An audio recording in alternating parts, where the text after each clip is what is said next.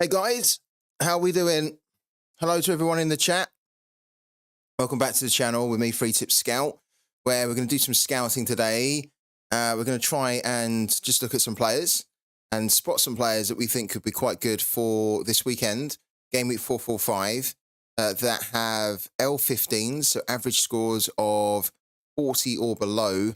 They're really good options often for cap modes, and I know that a lot of you guys are often searching for those players that can really explode to a big score to help you either to hit threshold in Cap 240 or to try and place really high in the current month-long competition in Cap 220. Of course, you could also use them in Cap 272, but L15s of 14 below are much better to target for the lower cap modes of 220 and 240.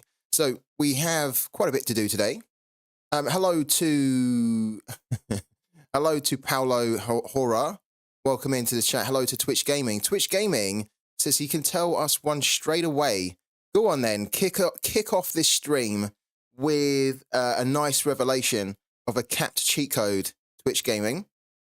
If you're on the stream as well and you're looking to get involved in the games we cover today, you can find the links in the chat. I'll give them to you again just in case you missed them. But here's the link for Sorare. Use it if you want to check out this game. When you sign up using that link, you'll get up to £20 credit, which you can use to spend in-game to buy players that you want for your teams. Sorare, if you don't know, is a fantasy sports game. It's a digital card collecting game. So you collect players of you collect cards of your favorite football players, and then you build teams with them. And then they score points based on how they do in real life. So if you can score really well, then you're going to win some great prizes such as cash, more cards, which you can sell for cash, jerseys, match tickets, all that kind of stuff. It's really cool. And then in the second half of the stream, we cover a game called Pooky, which is another kind of fantasy sports game, but it's a little bit different because rather than collecting cards of your favorite footballers, you're actually collecting what's called Pokeballs here. So these things here, and there's like 4 different types of Pokeballs in the game, and you're collecting them, and you are using them to make predictions on football games. And then if you are good enough to get into the top 50% of a leaderboard, you win cash every week, which is really cool. And we're having a lot of fun playing this game, and the ROI is amazing. So you don't actually need to spend a lot of time or money whatsoever to start playing this game. You can play for free if you want to, and then you can actually end up winning, like, for example, we're winning £20-30 a week from like 1 minute or 2 minutes of our time and very little investment. So really cool. Check this out as well. The link's in the chat. And if you use that link, you'll get a free Pokeball to play the free-to-play league. You'll also get in-game currency, which is this kind of, you see this currency at the top here. It says 2,374. This is the in-game currency you get with that link, and you will need it to help you to progress in the game. And you also get a discount. So if you are looking to spend in the game, you get a discount with that link in the chat. You don't get a discount if you sign up not using that link. So just be smart, use the link, get the discount, get all the freebies, and then not only do you have a better chance of doing well in the game with that link, but you also help to support the channel as well. Renault from Union Berlin, they have a home game against one of the worst sides with Darmstadt, and he's 40 and should be lower after their game against Bayern. Well, that's the cap cheat code from Twitch Gaming. I quite like that show, actually. Harrison, hello to Harrison. Hello to Anathabam as well. Hello to Olav Alexar. Harrison says, I've decided to sell off all my limited apart from threshold players and move into rare. I'm just sick of buying a limited and then completely dying a few weeks later. Hopefully rare will give a tad more consistency. I can completely relate to what Harrison said, and I think a lot of managers can, which is exactly why I don't play. Well, I do play limited now, but I've basically turned my back on limited because I am also the same, Harrison.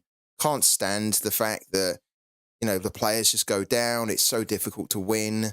What you do win, it just doesn't feel like it's worth it after half the time. It's a very good scarcity, I think, limited to really get started in the game.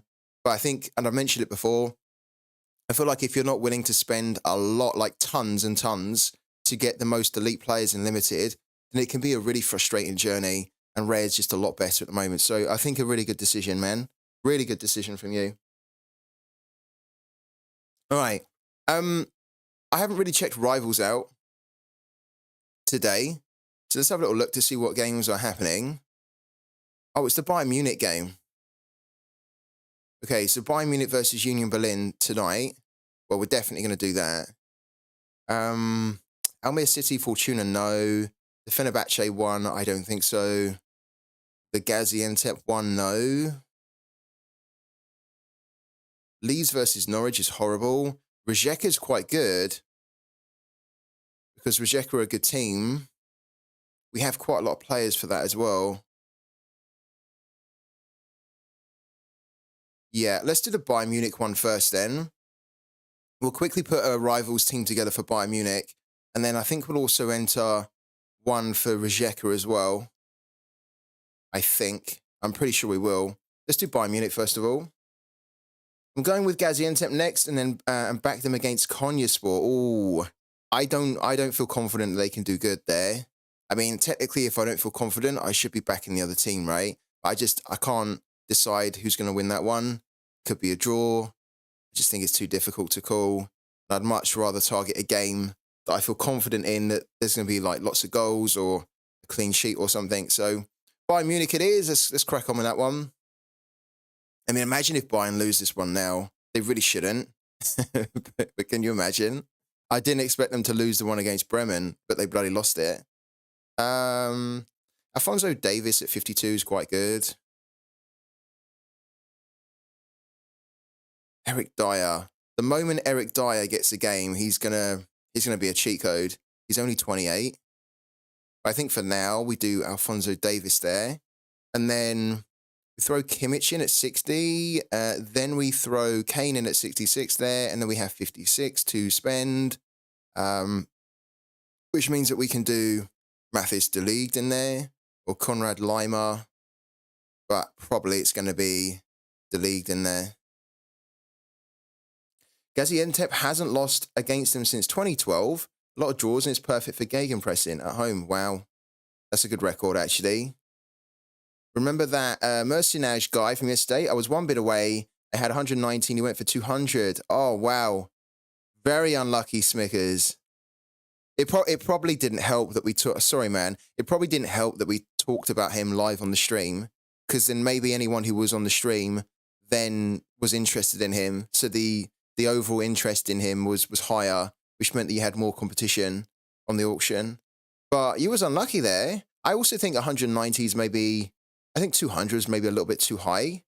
It's not really, but given that he was kind of going for around 170, 160, it does kind of feel like maybe we pumped him a little bit on the stream. Unlucky though. Have you not looked at trying to get Mercenage from the secondary market at all? Maybe approaching somebody who does have him. I mean, if not, Neto Borges is great too, right? As we talked about. I went with Neuer, Davis, Kimmich, Sané, and Laimer. Cool. I quite like that. I don't really... Konrad Laimer's good, and he hit a big score, didn't he? Wow, he hit a score of 100 in the last game. That's pretty incredible, isn't it? Wow. I don't really tend to look at him often. I'll always kind of like tend to look at de Ligt. But yeah, that Laimer score does give me a pause. It makes me think, oh, maybe I should be going for Laimer there. I think for now, let's enter this one. I think this is pretty much the team that I entered before. Surely Kane's going to get a hat-trick. Let's put the captaincy on Kane for now. Why is it... Okay, what?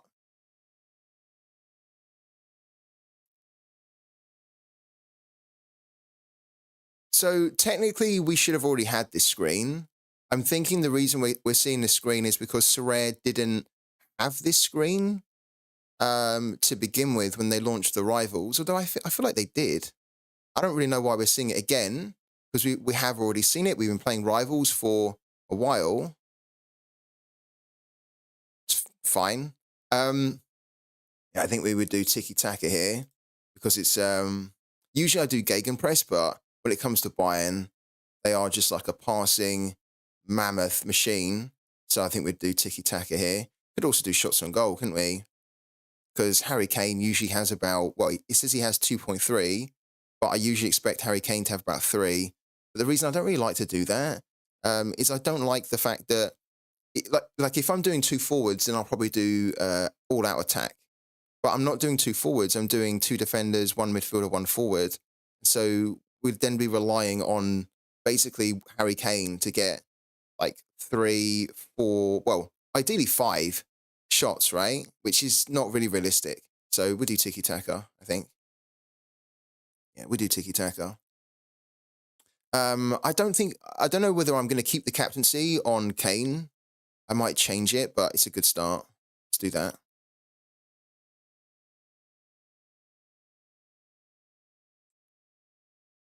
Hey man, got my reward. No Kane, but Musiala.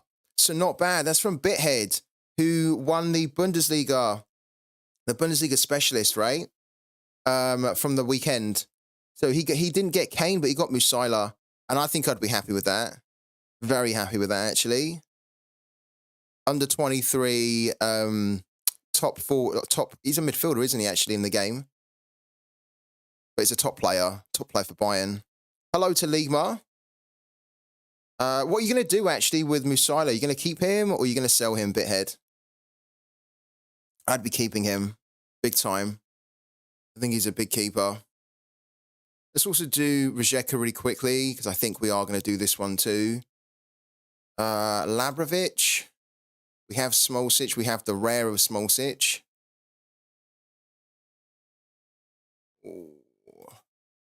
We've also got the limited of Fruk and the limited of Yankovic. And we have the rare of Salahi. This is such a dilemma because I should be thinking to myself, oh, let's use them then, right? Let's use these limited cards that we've got.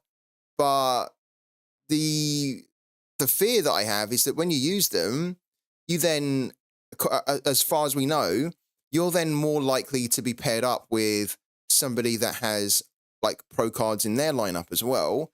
And so then if I put limiteds in, it means that I could potentially go up against someone who has super rares, someone who has all rare teams, someone who has uniques in there.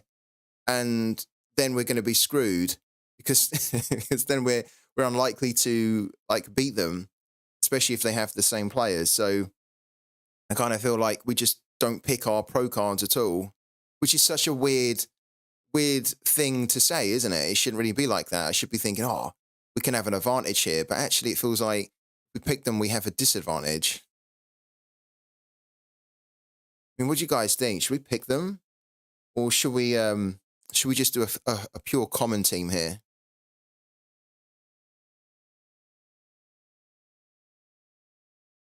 Wow, he hit a really good score in the last game, didn't he, this guy?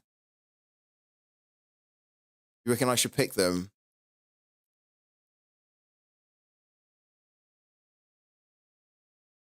We don't have a, well, we have a limited forward of Josip Mitrovic, which I don't think we'd pick. We could pick him. But we'd probably pick this guy instead for Rijeka. So if we'd done that, and then if we'd done what, like Tony Fruk, and then as the extra, we'd done Yankovic as well. And then defensively, we could then do Smolcic rare, like that. Oh, we can't. We're massively over, of course, right? Forgot about the cap. Yeah, we couldn't do it like that. What could we do? Smolcic is too high, isn't he, really? I mean, these guys are too high too.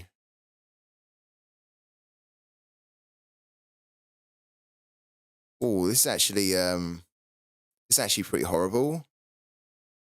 Because the players that I want to pick are too high. Like, the players to pick from this game don't fit under the cap.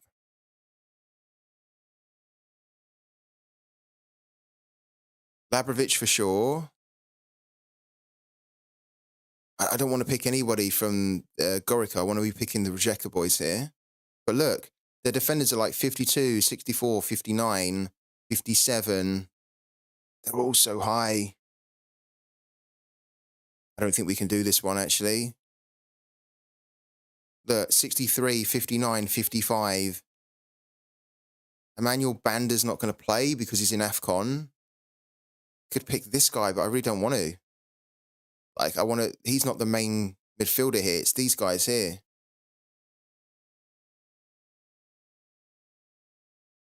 This actually isn't a good one. I don't see how we can make it work. He's the lowest that we have of a scarcity rate. Then we have 98. And then technically Smolcic is low at 52. Smolcic is actually the lowest, really.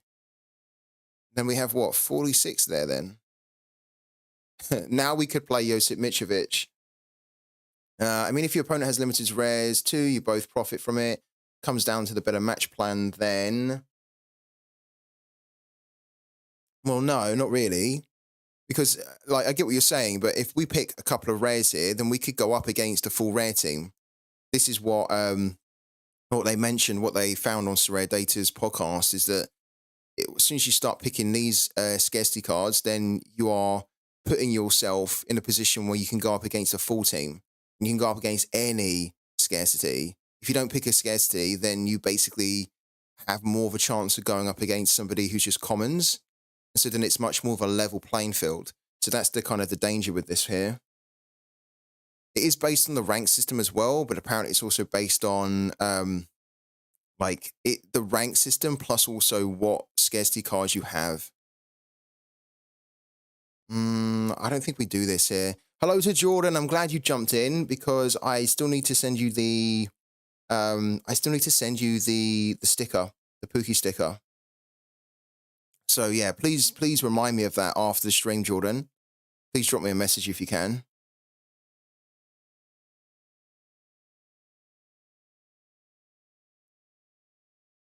I mean, technically we could do that, but I don't think I want to do that. Because then we don't have Fruk and we don't have Yankovic, and they'll probably smash it. It's too difficult. I don't think we do it. Let's move it on. Let's go over to here. Right, so let's have a look at some players then for the next game week. Game week 445, goalkeepers here. Scores L15 under 40. Like that. Oh my God, this slide is really difficult. There we go. 420. Oh my God. That's a lot. That is a ton, isn't it? There's a lot of games happening. We're going to put on here as well is we're going to put a little bit of a percentage just to kind of filter this down easier for us here. There we go. We now got 49. There's Renault, by the way. So Renault, who Twitch Gaming talked about, he's there and he has a home game against Darmstadt. So I agree. I think that is a good cheat code. He's already in the cheat codes watch list there. Deturo's in here. Deturo is a cheat code. Big time. Deturo's the new #1 at Elche. He's been hitting some great scores recently. Has an L15 of 39. He's only £7.76. So big cheat code, this guy. He can go in as well.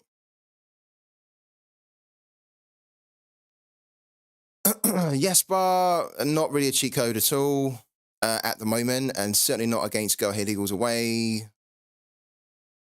No.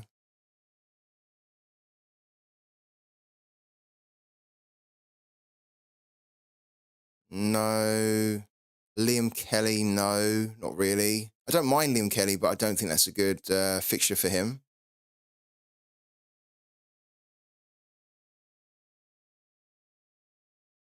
Gabriel Arias. He's a very good player. Very good goalkeeper, Gabriel Arias. He's only got an L15 of 38. He is going up against Union, but it's at home. And we know with the Argentinian Super League, there's very few goals which are scored. So he has to be added in as well. He's already in there. He's a good one.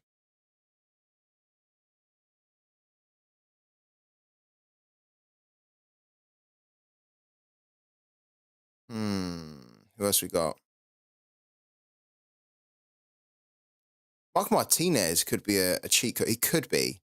He could be a cheat code this weekend at home against Amarabieta. He's already in there. Christian Mathenia, good, but difficult game for him. Who else we got? I think that's a good start. So little look at forwards here. If you guys know of any cheat codes, then let us know in the chat.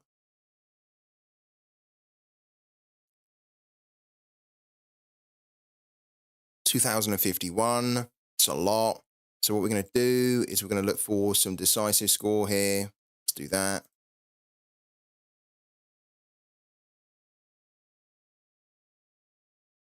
We get 69 instead now. Why have we still got Matthias De Turo coming up here? Oh, because we didn't specify. Let's do forwards then. Definitely, I agree. Yeah.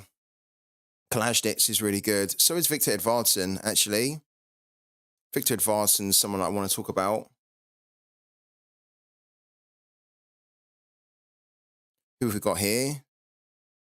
Okay, let's go back up. Friggan's there. No. Brian Texera. Manuel De Luca. He's actually quite an interesting player. There's not many cards of him, this guy. Not many cards at all. I was looking at him one time in the rare, but I opted against him. But I do like him. I like the look of him. I think he's an interesting option. Not for this weekend, but just in general. Who have we got here? Ollie Watkins, no.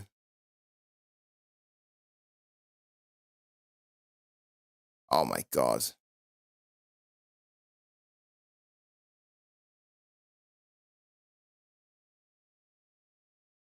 He's actually just really, really good for his price.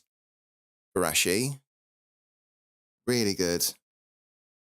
L15 and 39. He needs to be added in just because he's a cheat code in general. What else we got? Lyndon Dykes, okay.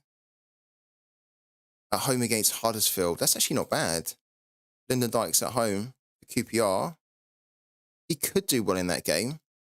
Because look, Huddersfield haven't really been doing that great. Forwards have been scoring 61 against them. Oh, man, there's no cards, look. There's no problem with him. It's a shame there's no cards of Lyndon Dykes there. Victor Edvardsson is, though, for sure. Isaac Davis, no. He could be. He's got an okay fixture, but I don't think so.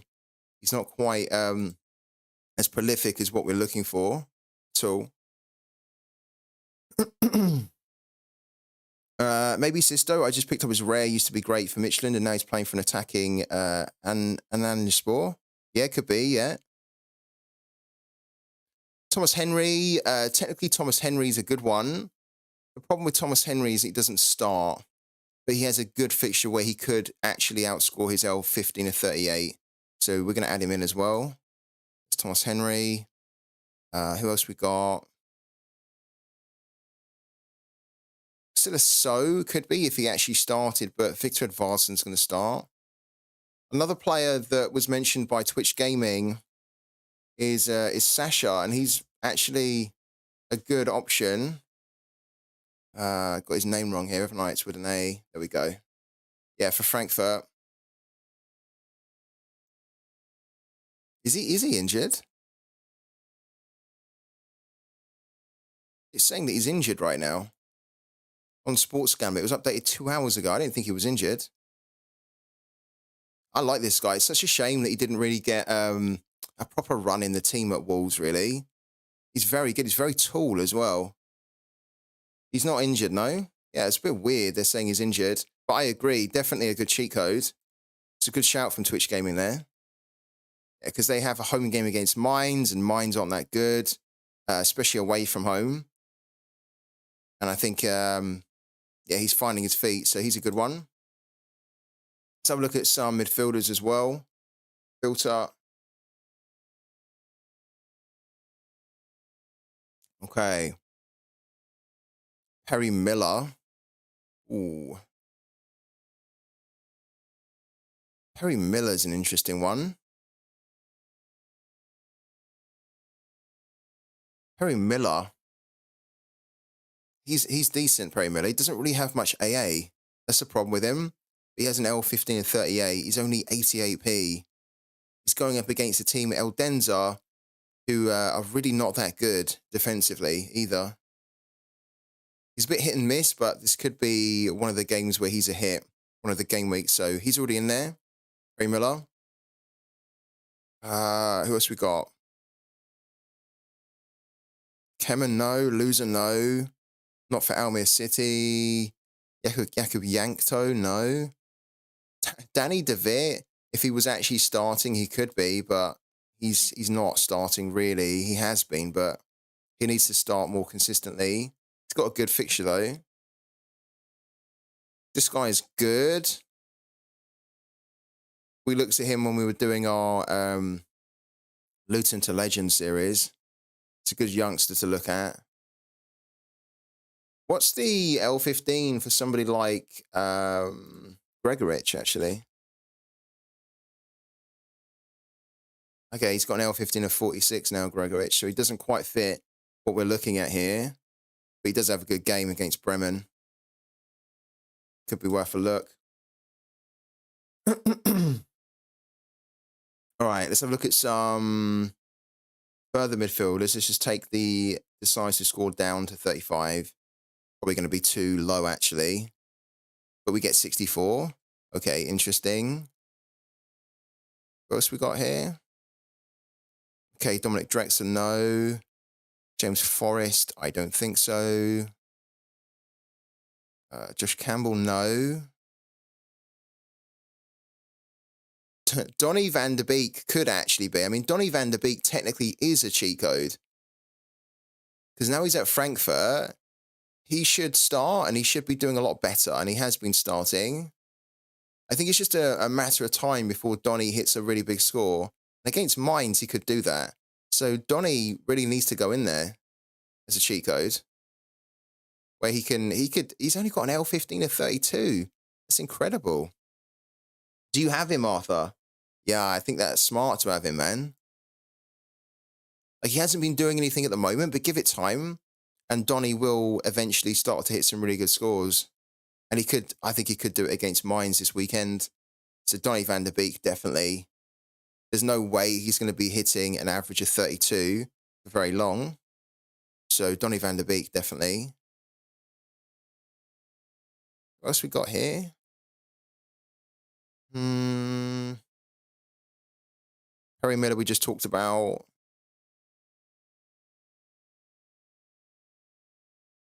Izzy Palazon. Izzy Palazon is actually a cheat code in general.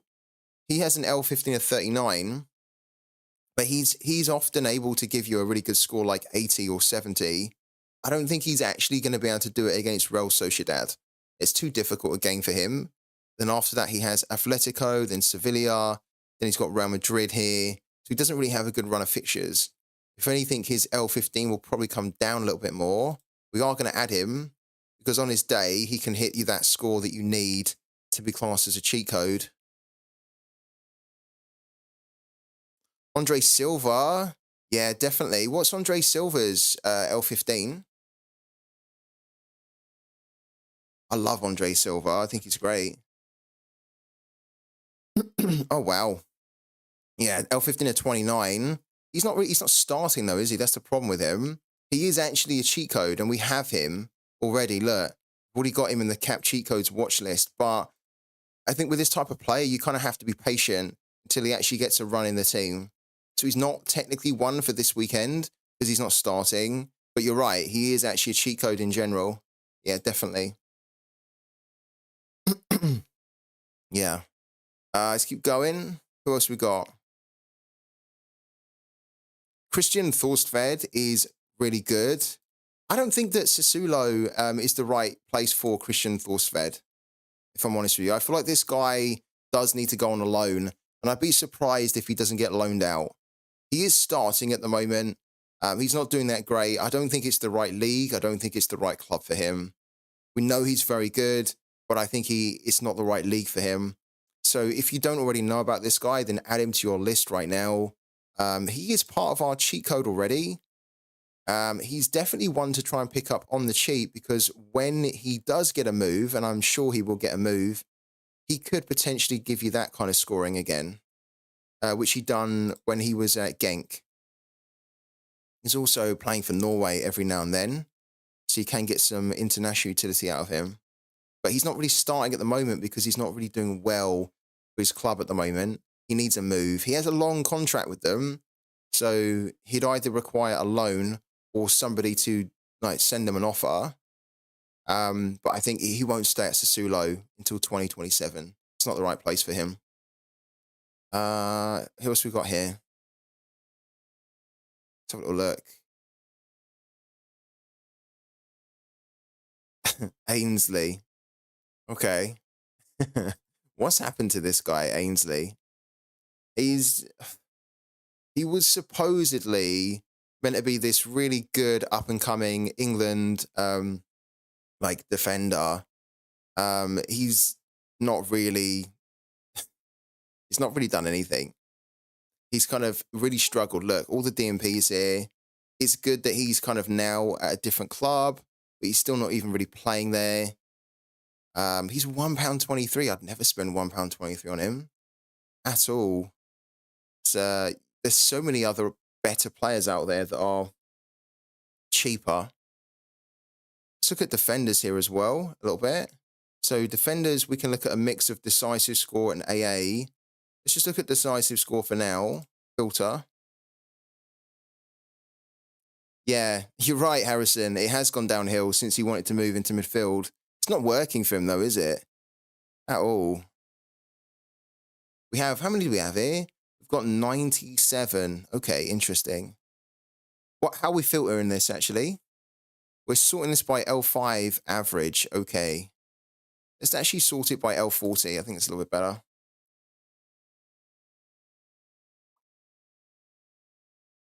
Okay, wow. Djiku is a cheat code. He's away with the international team, but Djiku is a big cheat code. The fact he has an L15 of 39. Really, really good player. Scores very high. He has to be added into the cap cheat codes there. £3.53. Not the cheapest, but definitely a very good, high-performing defender that can hit. Look, Mammoth, look at that. Imagine playing him in Cap 220 with a cost of 39, and he can then hit you a score of 100, which he is very capable of doing. Absolutely. So, Djiku, have a little look at him. Who else we got? Borna. Paul McGinn has his moments, but I don't think so this weekend. Paul McGinn. In fact, he hasn't really had his moments in a while, has he, Paul McGinn? Yeah, look, he's kind of been struggling. He had his moments, look, used to be amazing. He's not quite found that form again, though. You know? He's only 53p, though. Wow. I mean, I think he's already in there, no? He's not in there. I'm going to add him in, because I think that if he can get back to doing that at some point, he'd look great.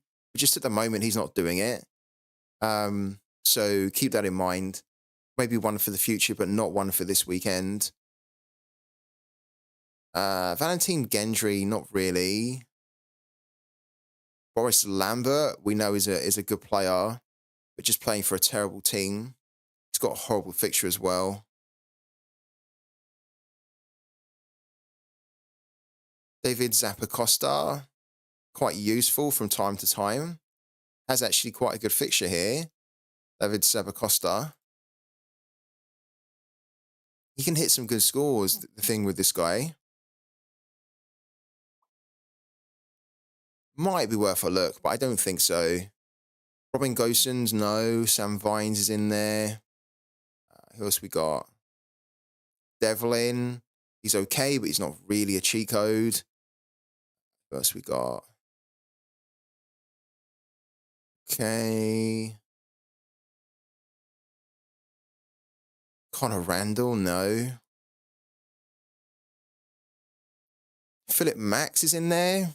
Doesn't really tend to play anymore, Philip Max, which is a shame for him.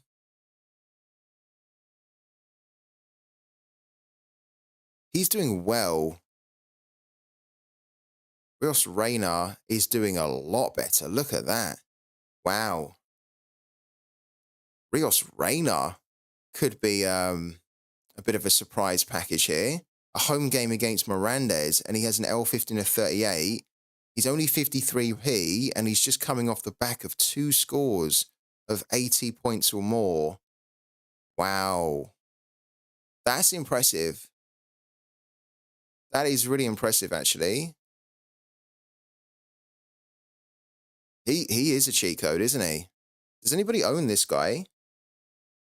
Hey, FTS, got a question. Bought Dupe a couple of weeks ago for 10. Now he gets to move to niche. Should I sell? Well, it depends really on your situation, I think, Malv. I mean, like, do you think he's going to be the #1 goalkeeper?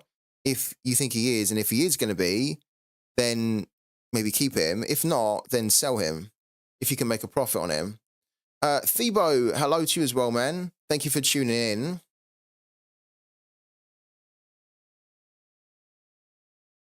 This guy here, Rios Reyna, is a very interesting cheat code.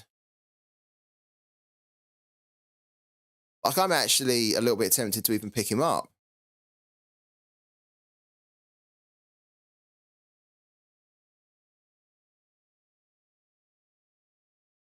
Because that's really good scoring. Even if he doesn't get a decisive, he's still going to give you a score of around 60 there.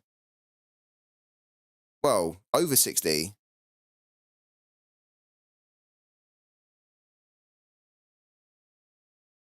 I mean, I think the only reason I wouldn't pick this guy up is because it's a limited card. And I'm trying not to play limited as much anymore. I think he does look good for it, like, especially this one. Doesn't have much XP on it, this card, but it's only 53p. This new one here is not bad. Somebody got him for 18p, look. Somebody got him for 18p. How? What the hell? This guy, Kuro FC, bought him from Tema58 for 17p. Wow. That is mental. That is really good. I mean, that's too good. Maybe the guy got tricked a little bit. Maybe he thought he was accepting a 71p and he had a bit of a number dyslexia and got it all confused. Wow. He is making me think, do I need somebody for my CAPPED 20?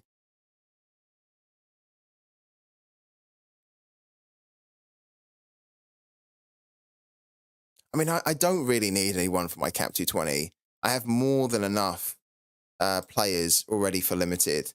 Even if I don't play Jose Estrada, I've got countless other options that I could fall back on. I don't think we'd play Cordova here, to be honest with you. But we've got a load of other options. Yeah, we don't need to buy him, and we're not going to. I have to say, you can see, he did make me think, do I need to go and buy this guy? Because I really like that level of scoring. And I like how he's able to do good scoring with the decisive or without. But, yeah, he's also got a good track record of doing that when he starts, right? Like, this is what he usually does when he starts, so... Yeah, and he's got a good opponent as well. But I don't think so. I think we will add him in to the cap cheat codes, though, definitely. Miranda's there.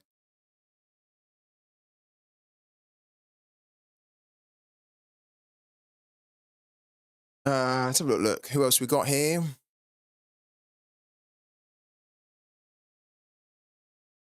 Mads Pedersen. No, not against Bayern.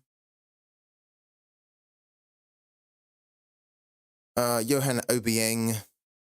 He's doing good too at the moment. I'm not a huge fan of this guy. But he's definitely doing better. It's good to see.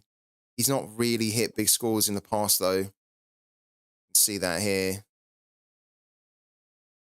Also, don't think the team's that great either. Okay. No. Cool. Okay.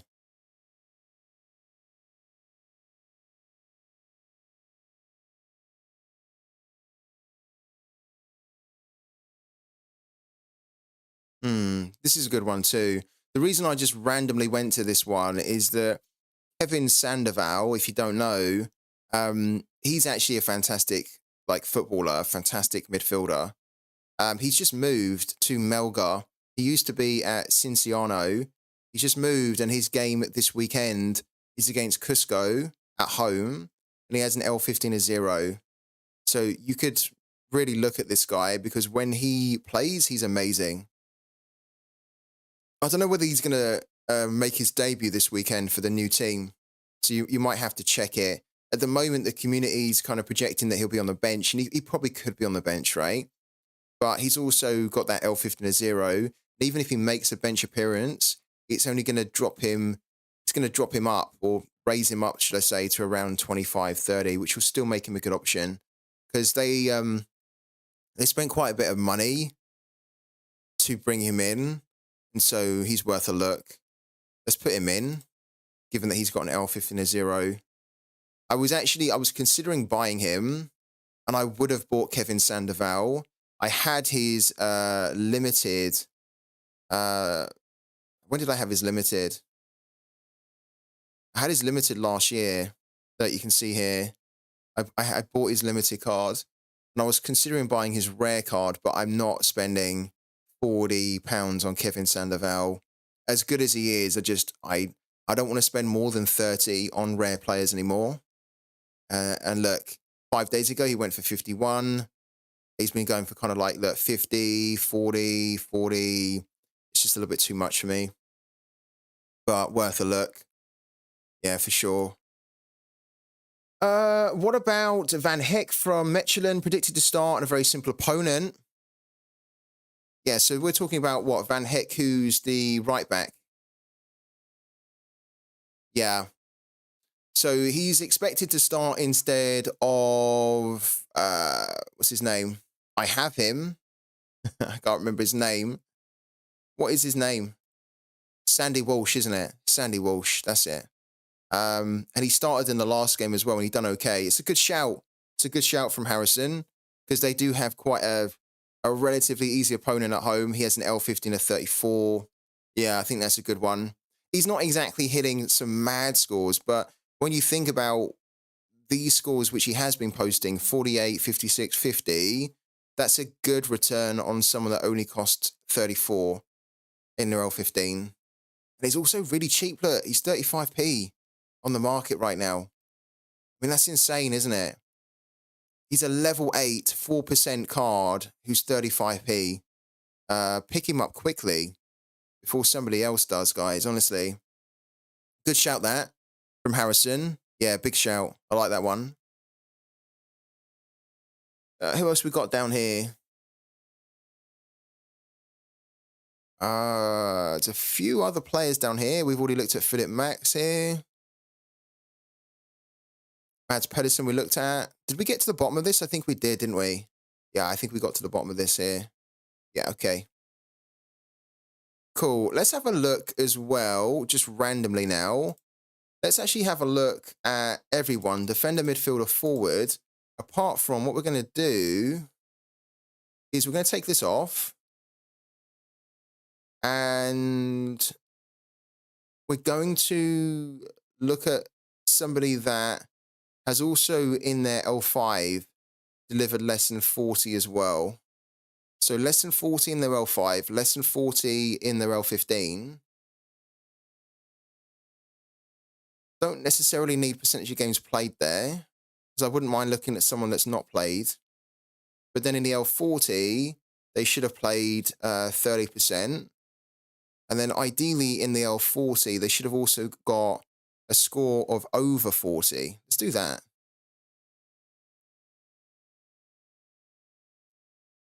It's probably going to give us a lot of results here. 362. It is a lot for us to run through, but we can have a little look at it, I think. Let's also sort this by L40 average, okay? So look, there's Kevin Sandoval, who's then coming up, right, in this new search that we're doing. We've also got, look, the likes of Frank Fabra, who's coming up here, who's brilliant. This is quite a good one to do. George Mikazals is in there. He's now back at Mets, and he is a cheat code because he's now an L15 to 33. He's now going to be starting for Mets, right? So Mikazals, who we've already got in our cap cheat codes here. We talked about him a lot before he made the move, which is why he's already in there. He's definitely one to look at. Let's have a little look at this, actually. Oh, look. Perisic. Perisic is out still, though, no? Even though he just signed for hashtag split, he's not ready anytime soon. But when he is ready, he's going to be a great cheat code because he has an L15 and 0. So we do need to add him in as well now that he's made the move to hashtag split. Marco John's still injured, but he's going to be another good one. Willie Orban. What is going on with Willie Orban? He's injured, isn't he? He's going to be another good cheat code, though, Willie Orban. He has to be added in for when he's back from injury. Arda Güler. We all know that Arda Güler is a cheat code. He needs to be in there. Not for this weekend, but just in general. Because whenever he is projected to play, which won't be very often, by the way, but whenever he is projected to play, he is going to outscore the L15 at 26 when he starts. Noah Lang. Noah Lang's great. Noah Lang's almost a forgotten forward in Sorare. Like, I don't see anyone really talking about Noah Lang anymore. I don't see Noah Lang in many teams because he's not starting. But he's a cheat code because the moment he does start, or if he ends up going somewhere else, he's going to be amazing. We have to put him in. Definitely. Wouldn't be surprised if Güler turns into another Odegaard situation. Yeah, I wouldn't be either, actually. I think you're right there. Arda Güler almost needs to be loaned out. I mean, it's great that he's with Real Madrid and he's training with the first team, but, for his development at the moment, because we know he's so talented, it's just a little bit of a shame that he's just not getting the game time right now that he really should be. Like, he needs, like, proper first-team football. So even if they loaned him out to, like another La Liga club, like a lower-level La Liga club, at least he'd be playing first-team football in the division. He definitely needs game time. Santi Cazorla is decent. I don't think we're going to add him. He's 39. He doesn't really get the game time anymore, as you can imagine. So he's kind of in and out of the team.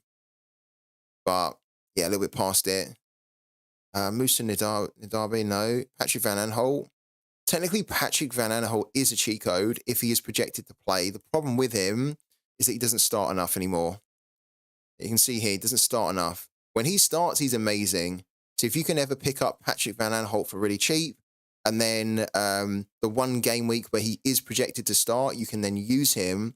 He's going to hit you scores which will help you to rewards. And I can tell you that because he did actually help me to rewards when I had his limited card before I sold it. So yeah, Patrick Van Aanholt needs to be in there. He's not really a cheat code for this weekend unless he is projected to start. So you'll need to check that. But he's not a main starter anymore. This guy's really good. What's going on with this guy? I think he's injured, isn't he? This guy's really good. I know what's going on. He's back at Dynamo Zagreb. He's not playing. When he was at Lokomotiva Zagreb, he was playing. He was doing very good. He's not playing for Dynamo. This is a great player. You guys should maybe think about picking him up because at some point he'll probably get loaned out again. He's only 20 as well. Foremost Mendy's brilliant. He doesn't start. He's away with the with the international team at the moment, but he's a brilliant player.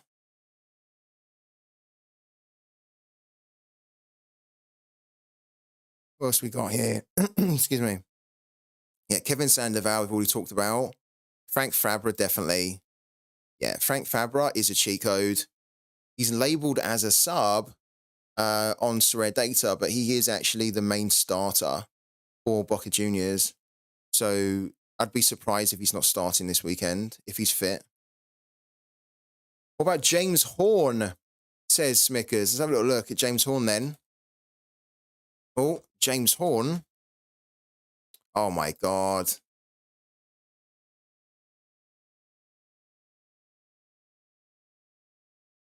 You give me the spelling. Oh, Yanis, sorry. Not James, sorry. Yanis. My eyes are deceiving me there. Yeah, Yanis Horn. Okay, so Smickers thinks that this guy is a cheat code. I'm not overly familiar with him. I wouldn't say that he is a cheat code. Personally, don't quite have the level of scoring that you need, but he did do very well in the last game, to be fair.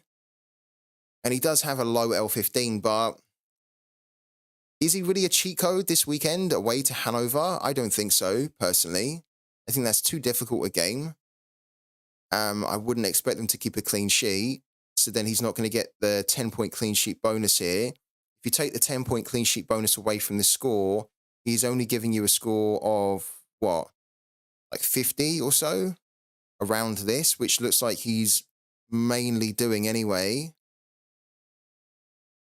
So I don't think so personally, but he is kind of cheap. If you guys do think so, then check him out, but I don't think so. FCS, do you know who will be the starting goalkeeper for Austin? Will be Brad Stuver. Should be Brad Stuver still.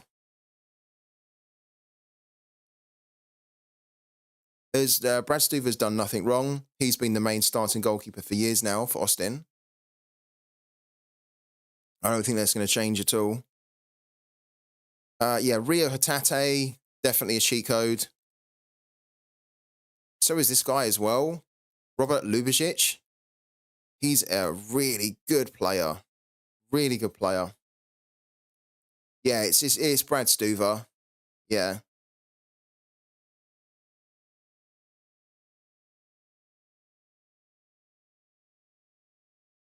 Kevin Strootman could be a good player. He is a good player. Problem with him is that he's just not really been getting a good run in the team. But when he does, he can do some amazing things. So he's worth a look, not really for this weekend. But we're going to add him in because he is a cheat code. Okay. Who else we got on this list here? Saruki. Oh, wow. Ramis Saruki's brilliant. Needs to be added in as a cheat code. Not really for this weekend, but in general. Benny Mullenstein, we know, is a cheat code. When Vitesse are actually doing better, he's going to be amazing. He's already in our cap cheat codes list as well. He isn't. I definitely needs to be. Benny Mullenstein. What else we got here? Valdo. Oscar Romero. There's Palazon, who we were talking about. Shuto Machino. What's going on with him? Because there was a lot of hype when he moved to the Bundesliga, but he hasn't quite lived up to it, has he? He did initially, but he petered out very quickly. Yeah, jury's still out on him in the Bundesliga. Who else we got here? Alex Milan will be good when he's back from injury. David Kalnacki, no. It's a shame for him. He was the best, one of the best strikers in the Bundesliga, and then he got the move to Werder Bremen, and it's completely killed his appeal in Sorare now. This is what he was doing in the Bundesliga, and now he's not even really getting a start at Werder Bremen. It's a big shame for him.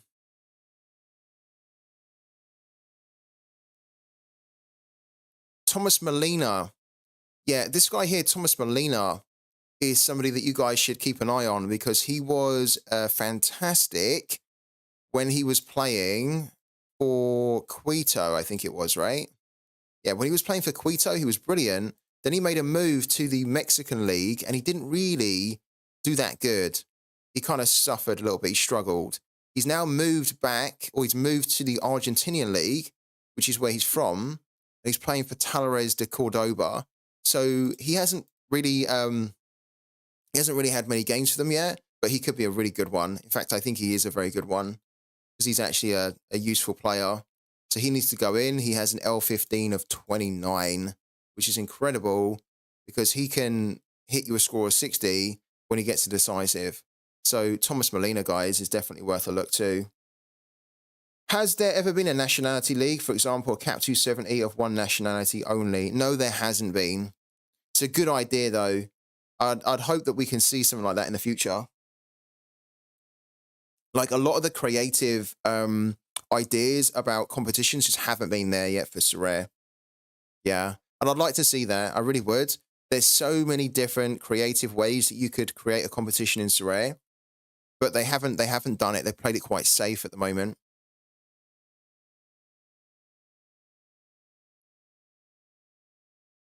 Luka Stojovic played 4 games. Did we not just talk about him?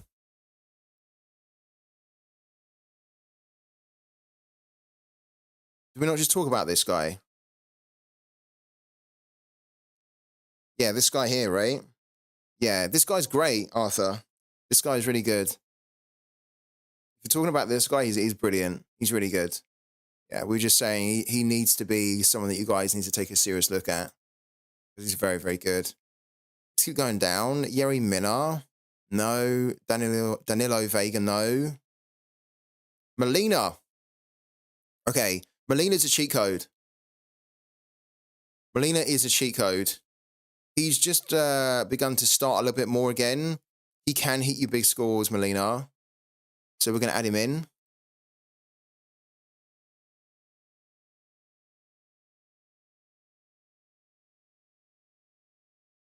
Yeah, Yerry Mina is okay. If he gets a move, then he's going to look great, right? If he gets a move, which you are mentioning, then yeah, sure. If not, it's going to be a bit frustrating. But yeah, Yerry Mina in principle is amazing. His scoring's good. So yeah, worth a look. I guess we could add him in, right? Just for the transfer possibility. He's not really a good one for this weekend.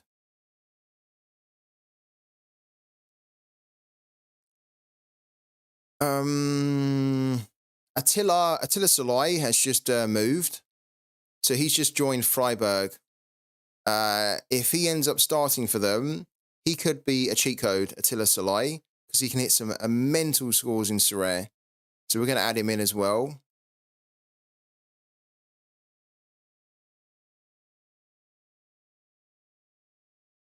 Jesper Coulson's great. When he's back from injury, he will be a cheat code.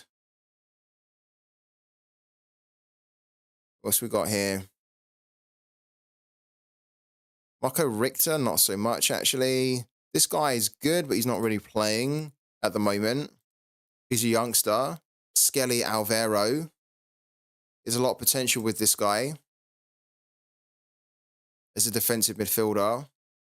But at the moment, he's not playing. But just keep an eye on him. God, look at this as well. Nicholas Seivold. Seivold's great. Again, unfortunately for him, he's not really starting enough. When he does start, he's amazing. He's a good player to look at in general for the future. He's very low L15, under 23. He's under £2 as well. Who else we got here? Ivan Cavaliero's in there. But he's injured at the moment, isn't he? He could be good. He could actually be good. Because he's got good levels of scoring too. But he's not good at the moment because he's injured. I think we will add him in. He's already in there. Lovely. Good.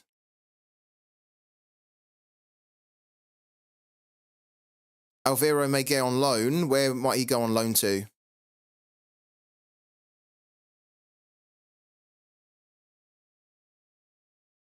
Lil Abadar is a great player. Definitely a cheat code. Emmanuel Dennis. Yeah, Emmanuel Dennis is going back to Watford. Emmanuel Dennis, what's his L15? 35. Yeah, definitely. Yeah, good shout. I saw Miles Jacobson, the director of Sports Interactive, which is the team that makes Football Manager, and he was like posted a tweet about him. He was like super excited that Emmanuel Dennis is going back to Watford because not only do Football Manager support sponsor Watford, but Miles Jacobson's also a supporter of Watford as well. So he was like really hyped that he was going back there. Good shout that. Yeah, very good shout from Arthur. Emmanuel Dennis, definitely. This guy here, Steve van der Hayden, I think is also brilliant. He's not really playing at the moment, but he's a very good player. I don't think he'll stay at Real Mallorca if he's is he there permanently or is he there on loan? He's there permanently. Oh my god. He definitely won't stay there until 2028 if he's not getting played. Look. It's hardly being played there. He's very good. He was part of the Belgium national team as well, less than a year ago. Ivan Audette will be a cheat code when he's back from injury.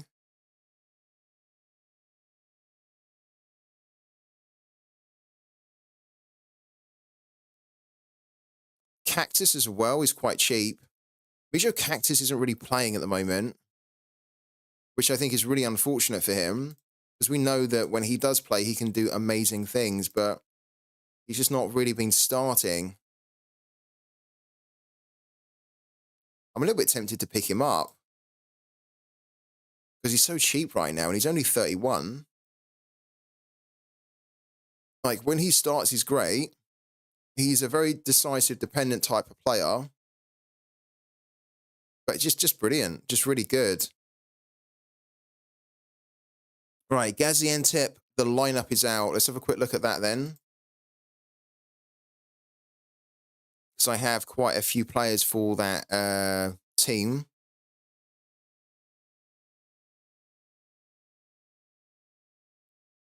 Okay, so Pappy's starting. So is Ogden. So is Arda as well. Yevtovic is starting. Okay. Interesting. We'll have to keep an eye on that. Freaking Hervey Kofi had a score of about 40 yesterday, and I woke up today and he was given an error which led to a goal.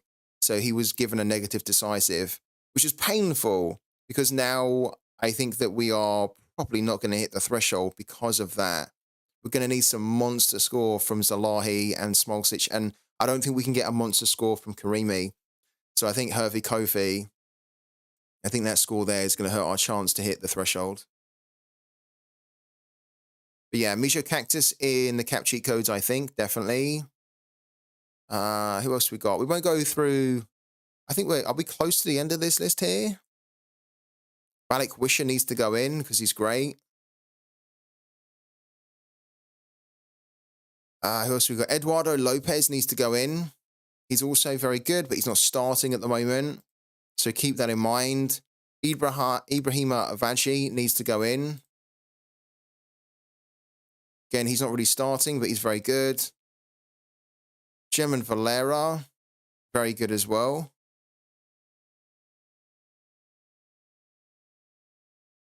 Razvan Marin's decent. He needs to go in.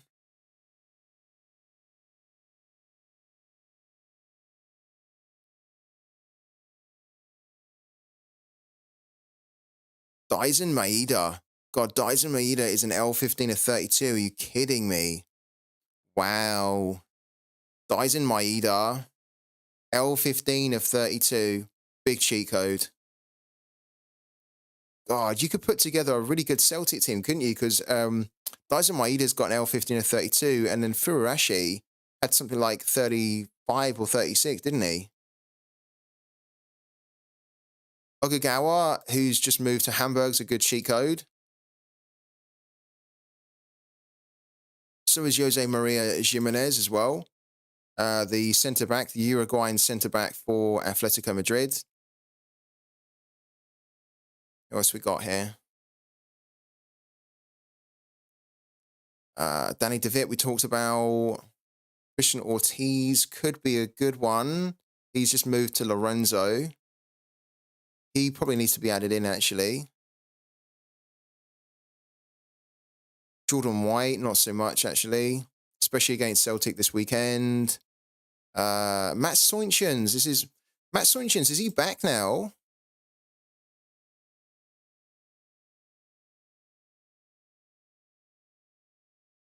Okay. Wow, Matt Soinchens back at Valwick. Valwick is good. He is a cheat code.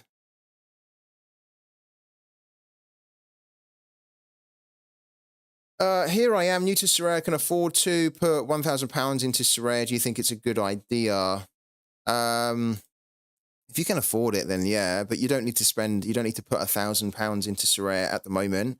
Depends on, this is a question from David's Football and Talk and Games. It depends on what you are planning on doing with the £1,000, right?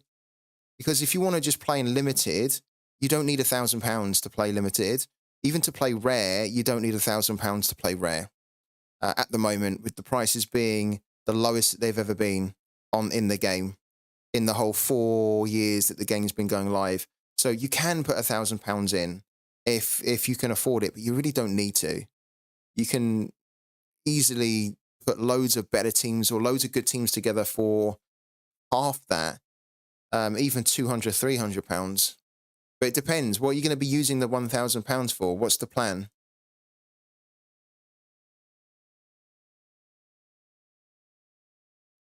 Benjamin Sesko, definitely a cheat code, but unfortunately he's not really playing enough.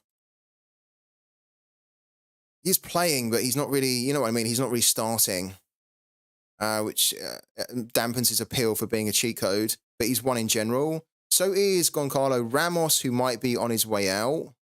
There's been talks that he could be getting a move somewhere because he's just not playing. He's very good. He was excellent at the World Cup. He's not playing. This guy here, Arsene Zakarian, is a big cheat code. Very good player. He was excellent in Russia. He's not been so good since he's moved to Real Sociedad, but he's also not really had a good run in the team. So good player to keep in mind going forward. Arsene Zakarian. Who else we got? Alhamar, no. Fortunately for him. Who else we got down here? We've got Saul down there. We've got Andrew Huschelsager, Eric Lamella, Serge Gnabry.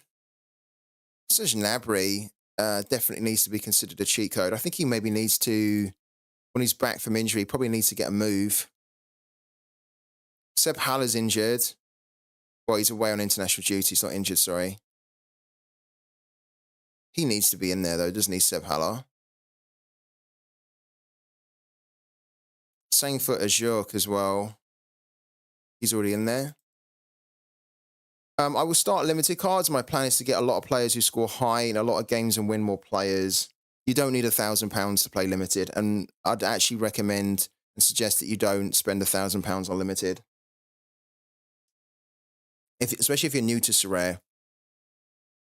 And the reason I say that to you is because limited is one of those scarcities, unfortunately, where the players just don't really hold their value. So, yeah, you could end up spending £1,000, and then in a few months' time, your collection of limited cards could be worth like £400 or something. So, if you put the £1,000 in, be prepared, and you spend it on limited, be prepared that it won't be worth £1,000 in a few months' time, based on the current game. And it's worth you knowing that if you're new to Sorare, because, yeah, I've been playing Sorare for a while. I've unfortunately been burnt a little bit, as I think a lot of managers have, in limited, where they've bought players that they thought were cheap, and then they've ended up going 90% cheaper. And yeah, then you're locked into that player. And if you want to then sell them, you have to sell them for a loss. So just be careful. Only spend what you can afford to lose in Sorare. That's the key. If you can afford to lose £1,000, then that's okay. You're good. But if £1,000 is too much for you to lose, then consider only putting in a smaller amount first, see how you get on, and then maybe putting in more later on.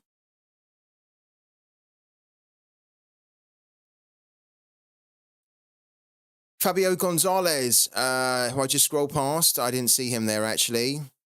Where is he now? Let's have a little look. Yeah, Fabio Gonzalez, apparently, according to Ivan, could be getting some game time. I don't actually think that he's a cheat code in general, and I don't think he's a cheat code in this fixture, but you could look at him if you wanted to.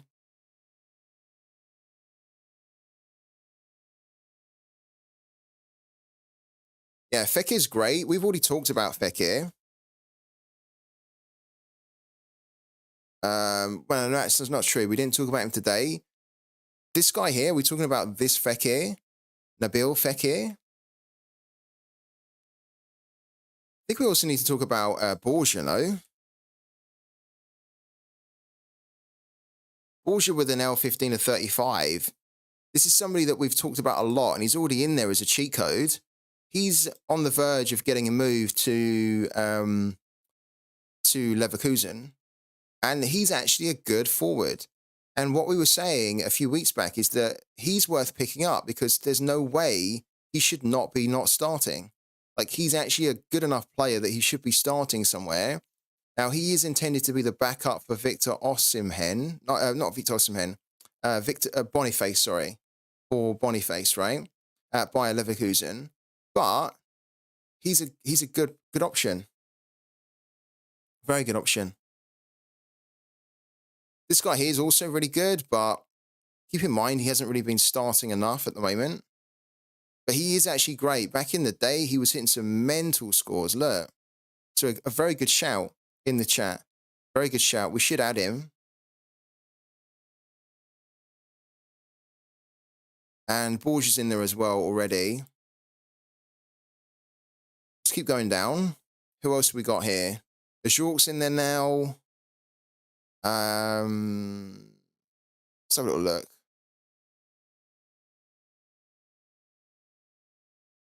Ricky van Wolfswinkel. Actually quite a useful player. Getting on a little bit now. Probably not a cheat code considered at the moment, but I feel like we should add him in because he is quite good. He's already in there, look. It's good. God, Alejandro Balda. Wow, he has an L15 of 32. Definitely a cheat code.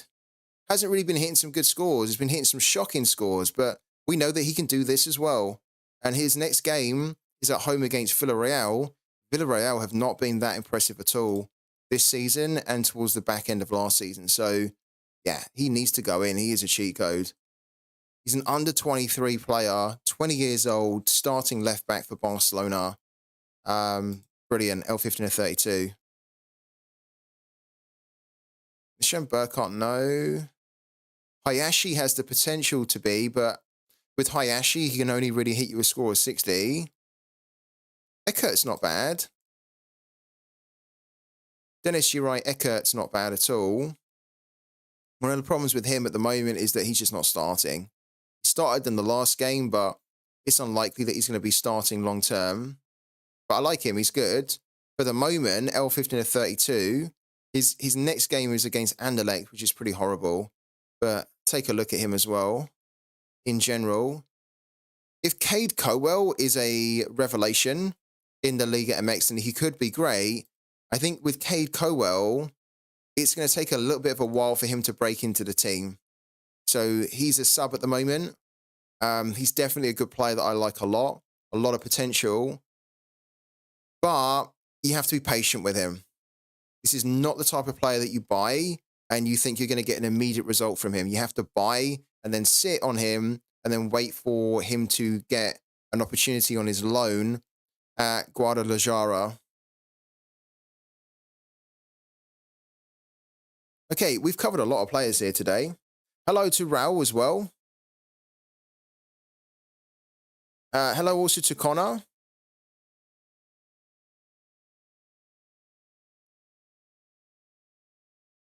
All right.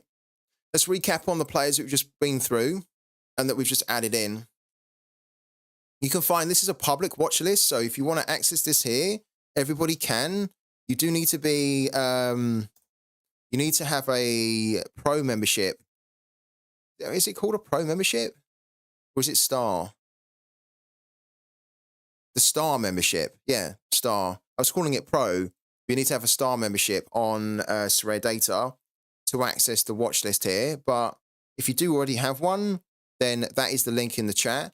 And it will allow you to access this watch list here that we update every Wednesday. And we throw in different options for you guys to check out. And these are the ones we have. There's over 425 players in here. So this is a great place to start scouting. If you are looking to take the capped mode more seriously, you will find a lot of players in here that cost very little in their L15, that cost very little in Sorare in general, although there's all different types of budgets. You can also see that we're quite balanced with who we throw in here. So we've got roughly the same amount of goalkeepers, roughly the same amount of defenders, roughly the same amount of midfielders and forwards in here. We cover all different competitions as well. So Champion Europe, Challenger Europe, America, Asia, and loads of different ages in here. So it's a really good list to start scouting from. If there's any players that you do want to pick up as well at auction, all you need to do is when you're in the watch list here, you just click on the auctions right here, and it will show you which players we have in this watch list, which currently have an auction. And then you can filter by the scarcity as well. So maybe if you're only interested in these players in the watch list in limited, you can then see their auctions happening for them and then get involved.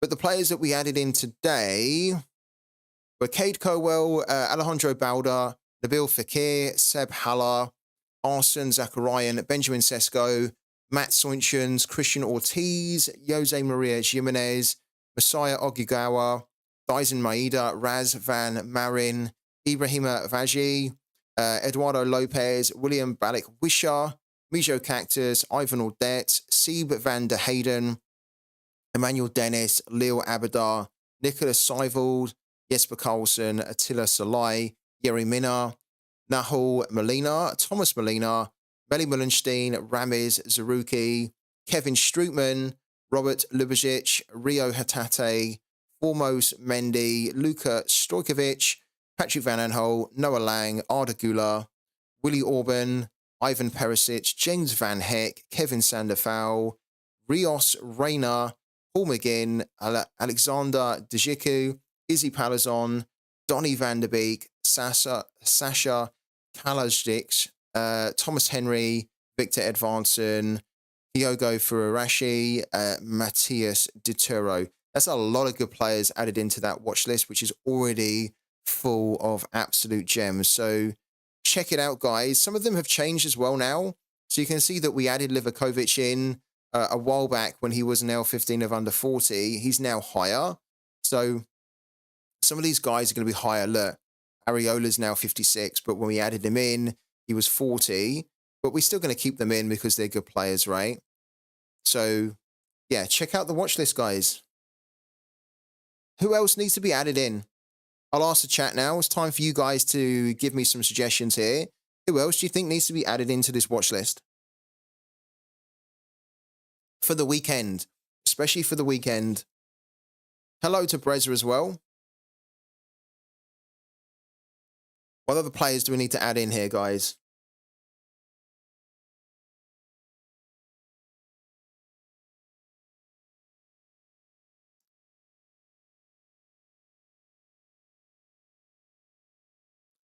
Bellerin.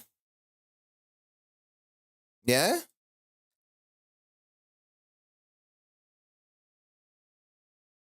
You think we need to add in Bellerin? Why do we need to add in Bellerin? He's got a game against Mallorca, which isn't bad. He does have a nice low L15. I'm just not entirely sure that he's going to give us the scoring that we need to be considered a cheat code. Ben Chilwell's a good shout, though. Yeah, Ben Chilwell's a really good shout. Marcel Hartel, L15 is now way too high for cat modes. What to do? All-star. We need to add in, for sure, Ben Chilwell. Yeah, it's a great shout. L15 at 20. Lovely. He's already in there, look. He's already in there. We added him in a long time ago. Ben Rama. Is Ben Rama in there? I don't know if he is. He probably should be, though. Yeah, he should be. Because if he does get a move away, they've just signed a new winger, haven't they? Or they're in the process, West Ham, of signing a new winger from Nordsjælland from the Danish league. So he could be on the move. What's the deal with that, actually? West Ham transfer. I saw it this morning, but I didn't really get a chance to... This guy here, yeah, look. This guy here. So West Ham and Nordsjælland are now close to reaching an agreement for winger Ibrahim Osman. And I think if they bring him in, which it sounds like they're close to doing, then it probably leaves the door open for Ben Rama to go somewhere else, doesn't it? Which is why I think that's a really good shout. From, who gave me that shout there? From Connor. Yeah, of course Connor gave me the shout. Because Connor is a West Ham fan. Where do you think that he's going to go? Where do you think Ben Rama's going to go? Connor. And this is the guy, by the way, the 19-year-old who West Ham are looking at. And look, he plays on the left-hand side. Ben Rama also plays on the left-hand side. So, you know, you don't go and spend like 18 million on this type of player if you don't want to then play him. And they're not happy with the performance of Ben Rama at the moment. He's been very underwhelming. He hardly even gets in the team. France or Brentford? If he goes back to Brentford, I think that'd be such a good move for him because he was brilliant. Ben Rama was so good. I mean, Ben Rama basically made his name at Brentford, didn't he? Especially in the Championship. He was incredible for Brentford. Going to the Championship here. It's not going to show it because it wasn't covered. But when he was in the Championship for Brentford, Ben Rama was incredible. What about Fornals for the cheat code? I love Fornals. Yeah, I think we've already got him. We might already have him in the cheat code watch list, but it's another great shout. Well, we don't. We don't. Yeah, lovely. I like that shout. Fornals is great because if he does actually end up starting anywhere, then he can do some great scoring. And yeah, if Sevilla are looking at him as well, then that'd be a great move for him because he's a player that is in need of reviving his career.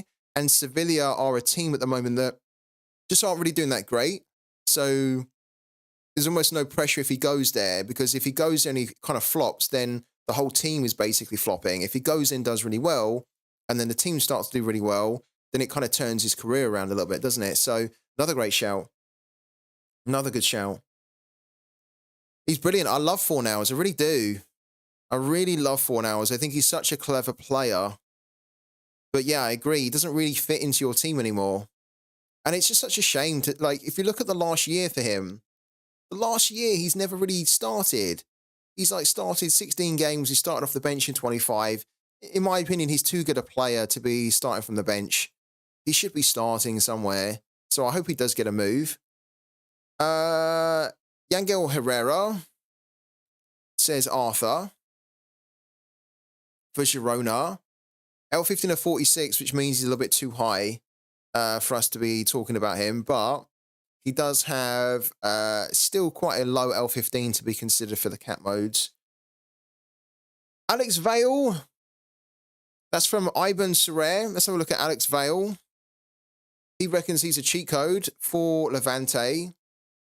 Says they're playing Tenerife in shocking form at the moment as well. 19 years old, left back for Levante. I've come across this guy before, but don't really know too much about him. He's been hitting some good scores, isn't he? That's pretty good. His AA is very impressive at the moment. Good shout there from Iban. I'm happy to add this guy in. I think he's worth looking at. He's also quite cheap, isn't he? £3.51's really not that bad. So yeah, another good shout there. Any other players, guys, that we can add in so that all you guys can check them out on the watch list here? We've just added in a few more. There we go. Alex Val's in there. Pablo Fornals, Ben Rama. Any other others? Any other others? Any others that we can add in? Or any players that you know of that are maybe on the verge of a move, or maybe aren't playing but are set to come into the team and start playing now? Let us know, because this is a community watch list, which means that everybody can access it. So if you've got some ideas, let's try and help out as many people as we can. I think we've already got a ton of really great players in here. I think this is such a good watch list, actually. Of course, I'm going to say that because we put it together. But I do think it's very useful. We've got goalkeepers in here. We've got, look, Kelly Rose is in here. Got some good options in here. Okay, yeah, I like this guy. What's the deal with him? Is he going to be making a move?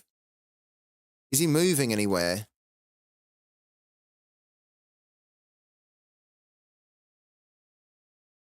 Because wasn't there some talk about this guy recently that he's supposed to be on the move, which is why his price has gone a little bit up recently? Where's he supposed to be going? Because he's brilliant. I agree. I think this is a good shout, actually. Is it to Bodo Glimt, is it? Oh, wow. He was at Bodo Glimt before, right? Was he not? Did he not start at Bodo? If he wasn't at Bodo before, I'm really surprised by that. I thought he had some time at Bodo. Oh, if he moves to Bodo, that's going to be such a good move for him. Yeah, he was, look. He came through the youth academy at Bodo. If he ends up going back to Bodo, that's going to be such a good move. It will be a really good move because the Elite Syrian is covered, right? The Elite Syrian is covered for scoring in Sorare, but it's not licensed. It's not a league that's fully licensed, which means that Sorare won't be able to mint any more cards of him. So if he does get that move and then he ends up going and smashing it, then everyone's going to be wanting to pick up his card, but then Sorare cannot mint any more cards of him. So then if you're one of those lucky ones that actually has his card, and he does explode if he goes to Bodo Glimt, you're in a great position where his price is going to rocket, and then you can make a huge amount of profit on him. And basically, you can set the price on what you want for him on the secondary market. He's excellent, this guy. He's supposed to join their preseason camp. Could be a replacement for Grobeck, who is rumored to leave, if I'm not wrong. Is Grobeck the guy who is supposed to be moving to the MLS then? Because who is it? Is it Charlotte? Charlotte's looking at, I think it's Charlotte FC, who are looking at a player. It is, isn't it? It's Grobeck, yeah. So Charlotte have submitted a $9.5 million bid for Albert Grobeck. And I've got to be honest with you, if Bodo Glimt don't take that, then like they need their head looking at, because $9.5 million for Bodo is huge. Is absolutely huge. I don't think we can read it on the Athletic because you kind of almost need to have a sub for it. But yeah, ooh, they've submitted a 9.5 million bid. It's coming up with this, isn't it? But yeah, you can check out the news on him. They rejected it? Did they really? Why would they reject it? Like, why would they reject it? What's the rationale as to why they would reject that offer? I think it's like a club record offer, no? Like, they could do so much, honestly. They could do so much with 9.5 million.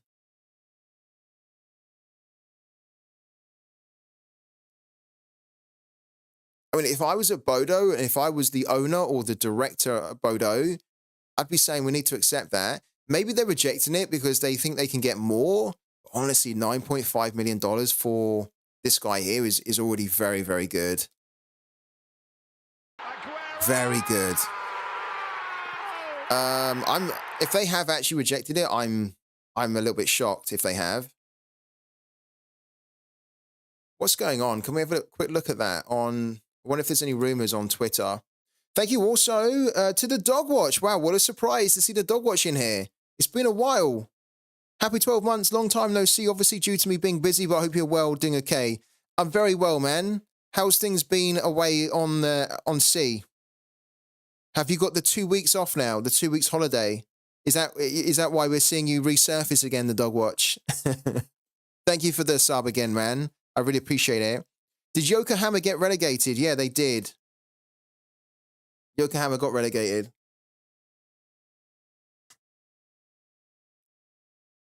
Any Hull fans here? Will Panda start this weekend? Good question.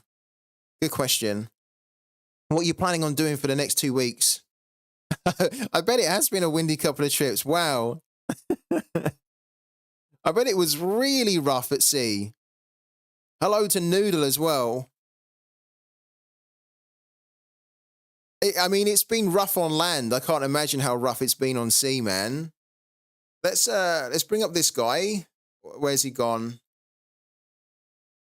Yeah, let's try and bring up this guy here. Because I have been kind of like following this transfer story on and off. And I don't know the situation of it anymore. And I'd like to know.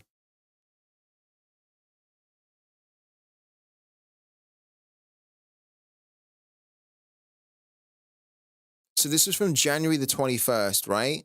So this is what I think this is what Ola was saying in the chat, that Bodo have refused the offer of 10 million euros from Charlotte, which honestly, if they've done that, I'm staggered if they've done that.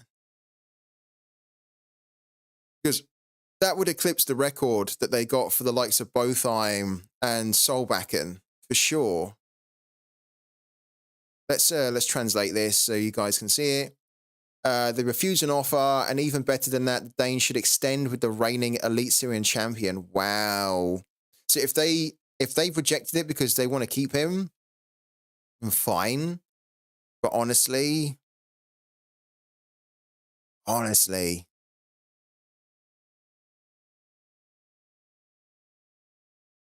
mean that's pretty bold. That's pretty bold if they have actually rejected it, and if they feel that they can keep hold of him. Because I'm not sure they'll get another offer like that again if they keep him. Because the MLS clubs, they're not, I mean, that's a massive offer from Charlotte as well. I would have liked to have seen him in the MLS. I hope that they can still get it done. But yeah, the reason we were talking about that is because we were looking at Hakon Ezgen, and he's potentially on the move back to Bodo if it looks like Albert Gronbeck is on his way out. So, but we were looking at him because he's a good cheat code, L15 of 33, so he definitely needs to be added in there. Yeah. No, you're right. They don't have to sell him. But if you have an offer for 10 million for your player, that's a lot. That's a lot for an elite Syrian club like Bodo. They could do a lot with that. And we know that Bodo are very good. Their scouting department is top notch. So they have often lots of good young up-and-coming players coming through their academy. They have a good scouting network where they can go with that money and probably get another 3 or 4 amazing players, right? So I'm just surprised that they've rejected it, because it would be like a record offer for them to sell a player. And I think it would be probably a good time to cash in on him. We can have a quick look at him actually as well. In case you guys don't know what he done last season, this is the guy that we're talking about, okay? And if we have a quick look at how he done last season in the Elite Syrian, he played 28 games, right? He had 9 goals. He had 2.5 shots on average per game, 1 on target, which is fantastic. He's a central midfielder, which is very good that he was able to get 9 goals there. And he was able to get that amount of shots off as well. He also had 7 assists as well. made loads of tackles too. He's basically the complete midfielder. And look, they bought him for 3.3 million in 2022. So 3.3 million euros, and they're being offered about 10 million euros, and apparently they've rejected it. Wow. It's pretty bold if they've done that. It could be silly. It could be a stupid move from them. We'll have to wait and see. All right. I don't think we've got any other players to add in at the moment. So guys, don't forget, if you want to check out all of these players, you can check them out in the Cap Cheat Codes watch list. And the link, again, I'm going to give you the link, is in the chat right there.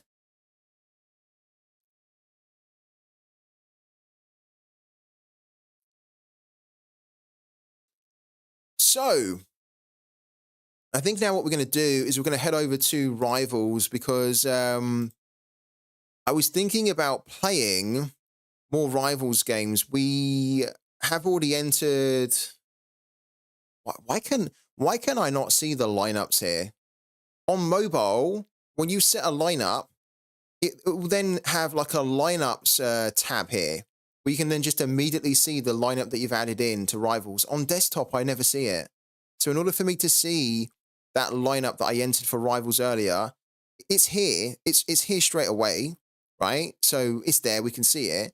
But if we had more, we'd have to kind of like scroll down to find them in the Rivals, when it's just a lot easier to kind of see them, right?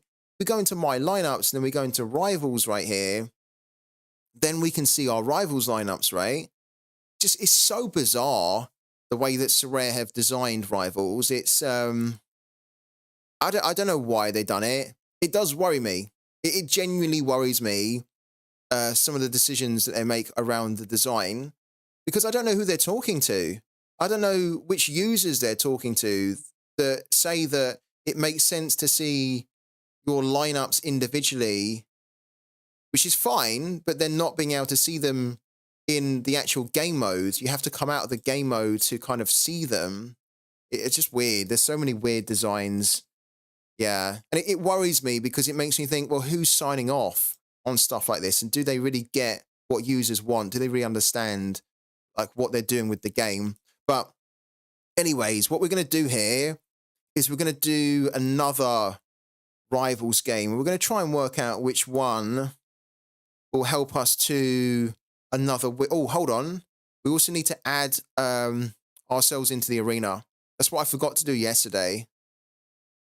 I think this could be improved as well, so that when you add a lineup, I think that there should be almost, it's here, but it's very easy to miss this, right? So I almost feel like there should be a prompt. So when you put your lineup together for like the unranked, the friendly matches, when you finish doing it, I almost feel like there should be a prompt which comes up on the screen to say, do you want to add this to the arena as well? Because otherwise you can forget if you don't click on this tab here, or if you don't click this here, join arena. If we click that, then we can, it takes us into the link here, and then we can join. Let's do it. Because we need, wow, we have 5 days and we need to hit 9 wins in 5 days. We're going to need to do a couple of games actually today, so that we can, if we do 3 and we end up winning 3, then we're going to shoot up to 4. And then we're in a good position then, where we don't need to panic as much that we're not going to be able to do it in the time frame. Antalya Spore versus Sivaspor. I don't think I like that, because I don't really like the Antalya Spore. We have a lot of Sivaspor players as well. No, this isn't really a game I think I want to do. I do like Adam Buxar. I don't think I want to do that. Guys, what games should we do? What games should we do here? Technically, we could do the Fenerbahce one, which is at 5.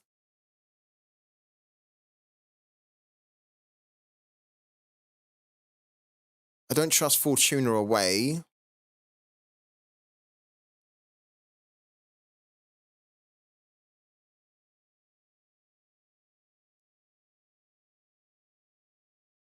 could do the Fenerbahce one. We have a lot of requests for it. We could do like Tadic, for example.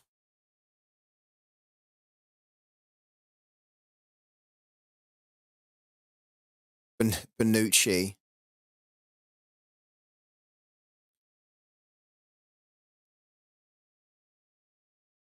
I don't really trust the Fortuna one. I was thinking about doing it, Davor, but then kind of like when I looked at it, I was like, well, I don't trust Fortuna. Almir can be a little bit tricky at home, so I wouldn't really know who to back there. What's going on? Okay, the Gaziantep game is about to kick off in 10 seconds. Look. So even if we wanted to do that, it's too late for us to do it now, which we don't want to do it anyway.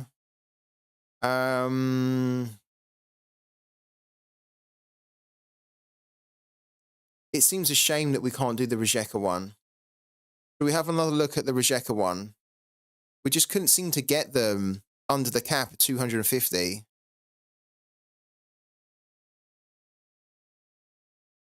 Because both the starting goalkeepers are quite high. So 52, 53.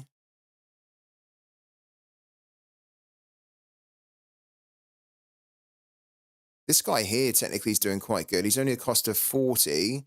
And recently he's been hitting some really good scores. But I think it's better to do a stack here. You entered the Gaziantep game, did you? Good luck with that one. I think that's going to be tricky. I don't know which way that's going to go, which is why I avoided it. But good luck to you, man. Really. Let's have a quick look on Play Sharper, because we might be able to get some inspiration as to who we could put in that lineup for the Rijeka one. Because this is the problem. You can see, look, all their L15s are quite high. This guy's is not. So Pasalic has got an L15 of 41, and then Ivanovic has an L15 of 44. That's almost the way you get around this, but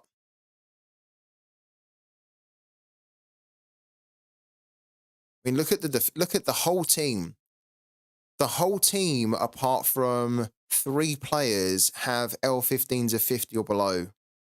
And I think you do want to be backing Rijeka here, because they are the better team. By far, they're the better team. Right. Let's have a little look.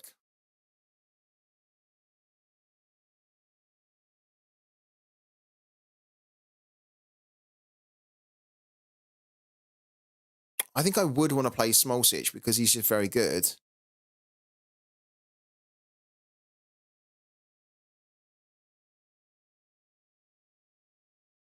This guy at 45 is projected to start, but I don't think he scores that great, does he? No. Oh, he did, used to. But I'd want to be picking Smolcic here. Now, the problem is that we wouldn't be able to do both Fruk and Jankovic. We'd probably only be able to do one. If we were going to do one, we'd probably do Fruk. But then we could do Ivanovic here for 44. But then we only have 38. Then we've only got 38 here.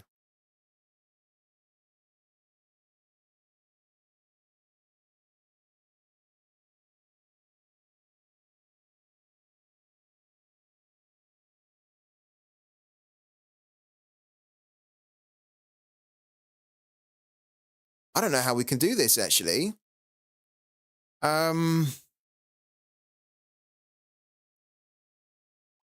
We have 38, which I don't think we can do. The only way that we could probably do it is if we took out Fruk and then we put in somebody like Jankovic to free up an additional 4, or Zalahi.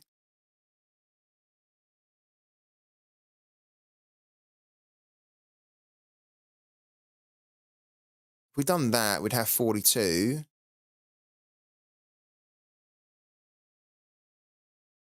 Then we could play Pasalic in there.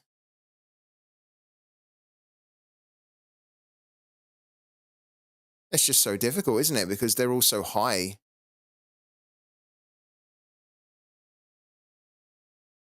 This is one of those games on Rivals where I don't, I mean, I'm planning it now, but I don't think I would actually put the lineup out until, I don't think I would enter a team until I actually see the lineup.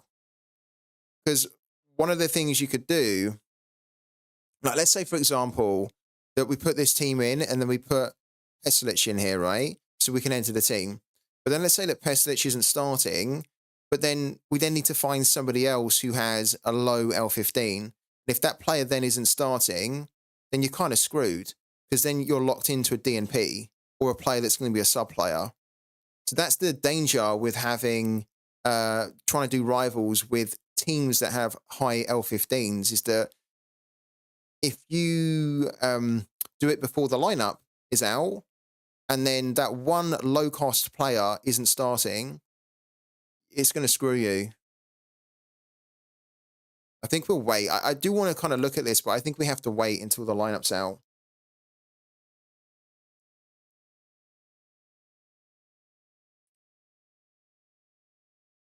Namibia, Mali, no.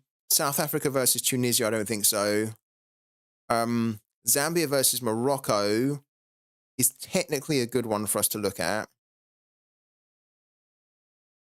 But that's happening later, so I think I can also just look at that later and make a call on it.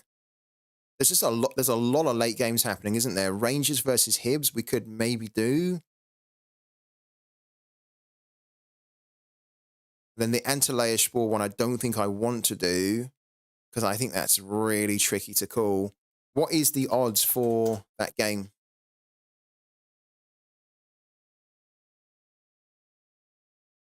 If we have a look at Sivasspor.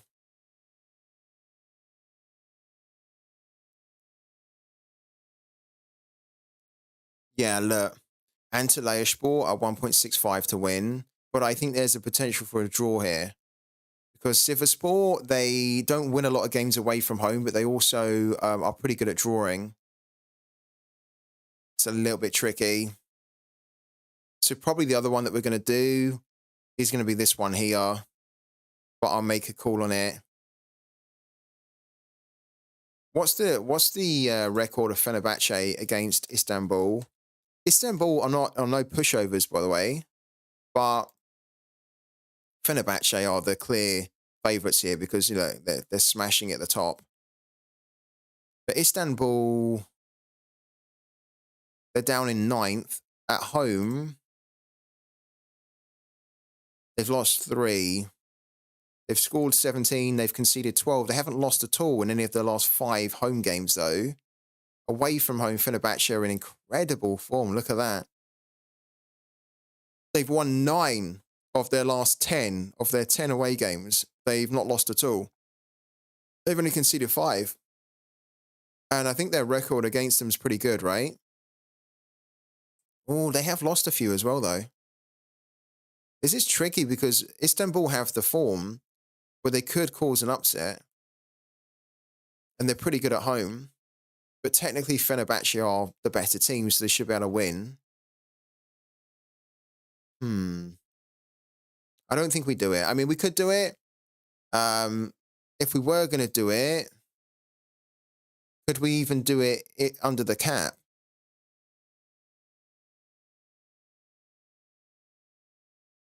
Would absolutely put Tadic in there.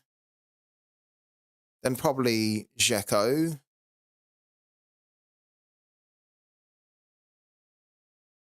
Could we do 30 in there? And then we have 39.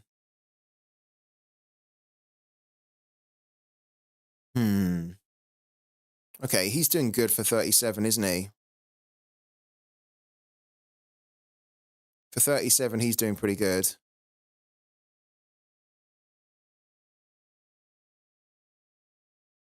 Yeah, he's good at 50. He's good for 52. You're sick. Definitely.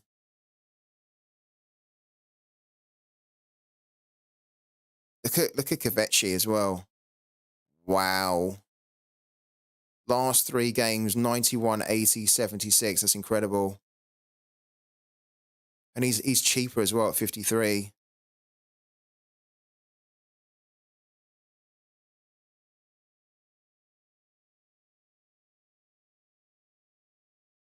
We could potentially take him out. There's actually quite a few options we could do here.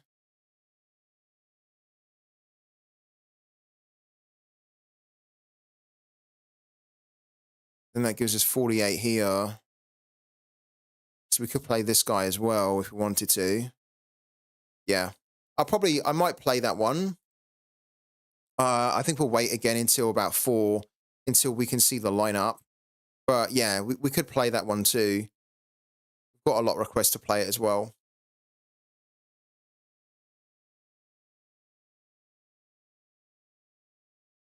All right.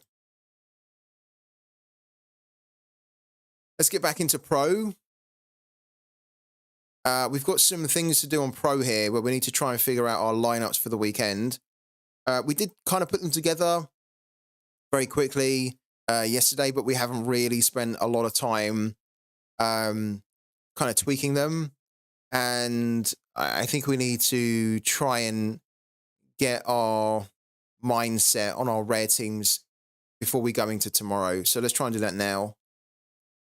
So the threshold is always the most important competition for me to try and win. Let's take these guys out. Now, unfortunately, Burkina Faso, they finished second in the group in AFCON, which means that their game is happening now on Tuesday. So I was hoping that they'd finish first so that we could then use Hervé Kofi this game week, but they finished second. So they're going to fall into game week 446. So we're only going to have one starting goalkeeper, which is going to be Ali Varol. I don't really want to play Ali Varol here, but we have to. He's the only one we've got.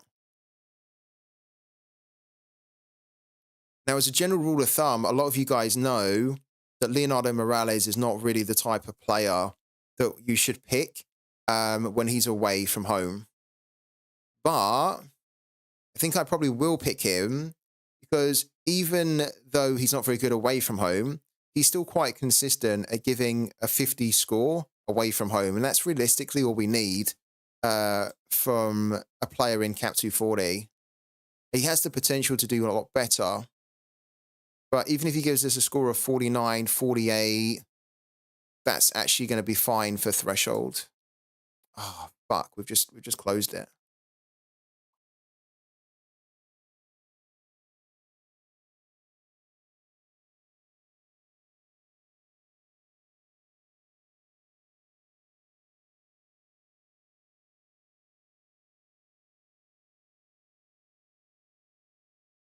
Let's come back and do the defender in a minute.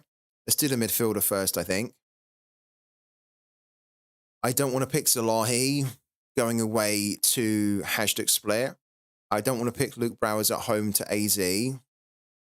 Kadri at home against Leuven is actually pretty good. Zaper at home against Rijeka is not bad, but it's a difficult opponent. And I prefer not to do it if we don't need to in Cap 240. Jamiro Montero we could play. He's been doing very well at the AFCON. I've just picked him up as well.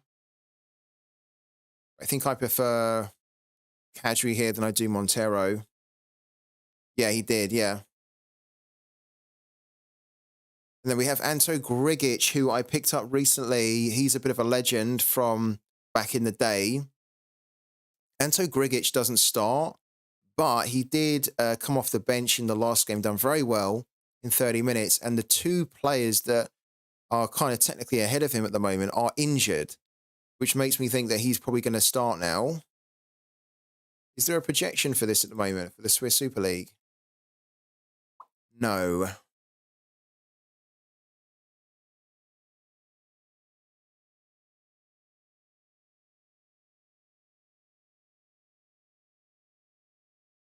St. Gallen versus Lugano.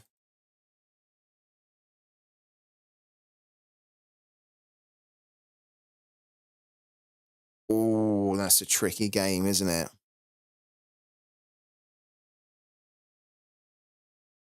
Now, he'd probably play as a defensive midfielder, which means that his AA could be really good. Wow. St. Gallen have won all of their games at home. They've only conceded 7 goals. Ooh. We might need to rethink this one.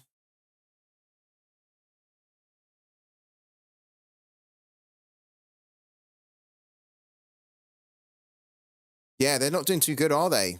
Yeah, Basel. They're doing shocking. They've lost 10. Imagine if they got relegated. That'd be shocking for them, wouldn't it? I don't think they've ever been relegated from the top division. Lugano have not lost at all in the past 4 meetings against this opponent.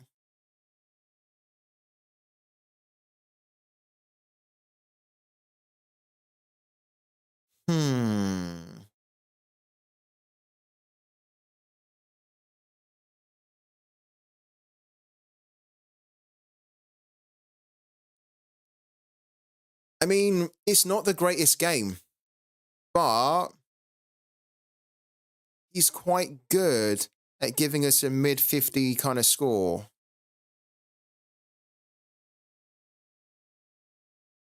Isn't it bad that we're talking like that as well? We're not even talking about a player potentially hitting like 70, 80. Because you don't really need that for threshold. It's really bizarre. Well, I think we would put Kadri in just because it's a good home fixture. They've just had a win against Standard Liège, which was massive. And Kadri is so good anyway that we do want to try and play him in threshold most of the time. He has an L15 of 49, which means that if we don't play him here, then we can't realistically play him in Cap 220, even though we could. And then if we played him in All-Star, it's going to be with a DMP goalkeeper. We could technically do Kadri and Montero instead of Grigic here. So, hold on. So Kadri goes in there.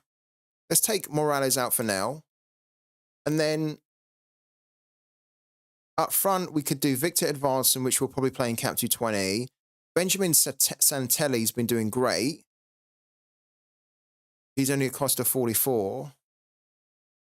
We've got our new signing of Carlos Garces, who's got a home game against Unidos, which I think I want to play Garces because he's very good. I think I'd prefer to play him with a home game than I would Santelli away. And I don't want to play João Figueiredo away to Konyaspor because I don't think that's that good for Istanbul personally. So we'd put him in.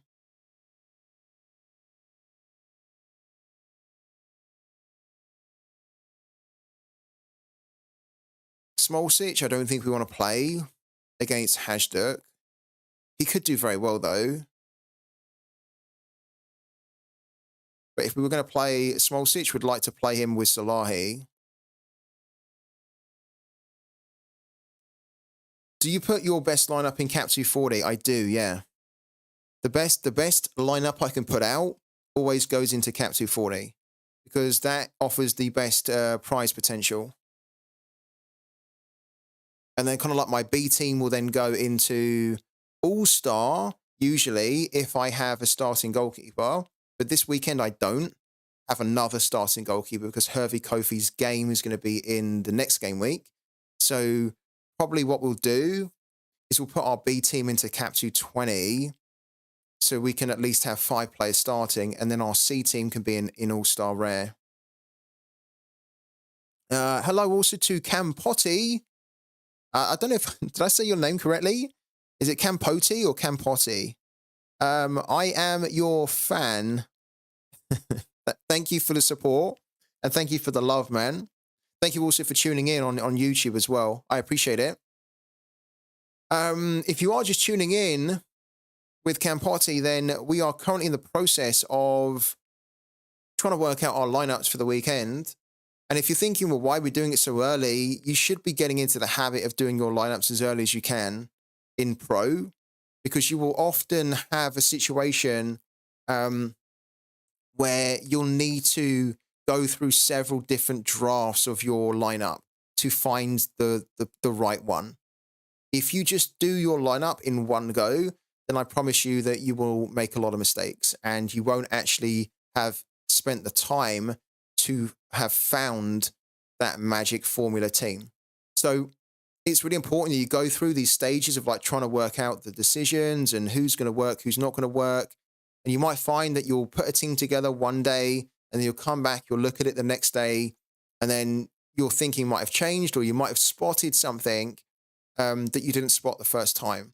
So it's just a case of almost like quality control, just making sure that every decision is the best decision that you can make to give yourselves the best chance of winning prizes in Sorare.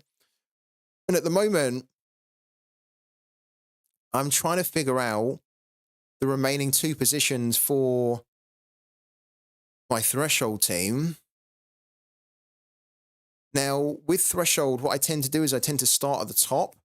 I look at the players that have the highest L15s, because if we don't play them in here, then we either have to play them in All-Star or Cap 270, and we don't really play Cap 270. And keep in mind that our All-Star team is going to have a DMP goalkeeper this weekend. So what we have to do is we have to work out who's a good enough player that can help us to threshold that we don't want to waste necessarily an All-Star.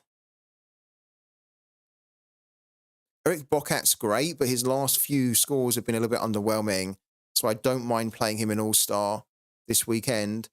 Philip Heiss has got an L15 of 50, which is too high. It's not too high, but it's too high when you compare the opponent that he's got, and he's also playing away from home. He's not very good away from home, so we wouldn't put him in a lineup that matters this weekend. Happy's got Galatasaray away. We need to avoid that.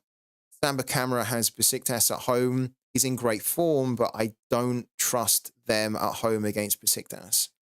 I don't mind playing him in like a bit of a throwaway team where it doesn't matter if he bombs, but if he bombs in threshold, it's going to kill our chance to hit the $50, right? Same for Arda. We won't play Arda because he has an away game to Gaziantep. We were looking at Kosio, and I think Kosio's great. We could play Kosio in here. He's actually got quite a horrible opponent. But when he plays and he plays at home, he's very good. It's going to be Morales, isn't it? I mean, we don't have to play Morales, but I think Morales is so good for threshold. He's so reliable. We don't really have to worry about DMPs for him. We don't really have to worry that he's going to get sent off or anything, because he doesn't really do that. And he always gives us the potential where we can explode to a score of 100. Also, the other thing that you need to think about when you're doing your threshold team is, like, if we did want to play Alexis Kosio here, Kosio's only got 1.5% XP. That's actually not great for threshold, because you need as much XP or as much bonus as you can to help you get over the line. Having 1.5% here could actually cost us the threshold. Now, if he hits a score of 70, 80, then the 1.5% isn't really going to matter too much, right? Because then you're getting most of your scoring from the actual base score of the player. But if he hits a score of like 40 or 50, that 1.5% will be too low to give us a score of around 50, 55. If Leonardo Morales gets a score of around 45, then the 8.5% is still going to get him close to 50. So it's a little bit more safer to pick Morales here. Hello, can you help me win? Help me in winning some thresholds. I bought some players, but I don't know. It doesn't work for me. What should I do to win more thresholds? Well, definitely jump on the streams more and try and follow the thought process that I kind of talk through about how I pick my threshold teams, because we hit the threshold every week. And it's not a coincidence that we hit the threshold every week, because we spend a lot of time planning it. And I spend a lot of time explaining why players go into threshold for my team and why some don't. And I try and give you the tips and tricks that will help you understand how you need to pick a threshold team. So right now, that's what we're doing. And I'm trying to explain why certain players are being picked and why certain players are not being picked, right? So we have one more position to pick. At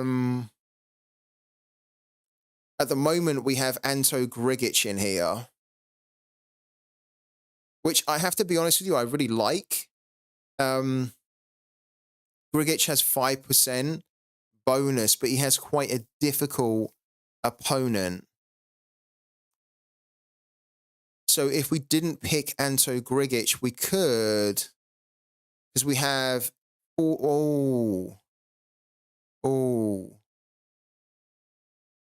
So we have 47 left over, which means that we wouldn't be able to pick Jamiro Montero here, or we wouldn't be able to pick Cosio, unless we decided to change some of these players, which I actually don't think we want to do. So that's actually forcing our hand a little bit about who we need to pick here. Because we can't afford, look, with 47, we can't afford Salahi, Klaus, Smolcic, Bokat, Browers, Heisa, and we're kind of happy with these 4 already.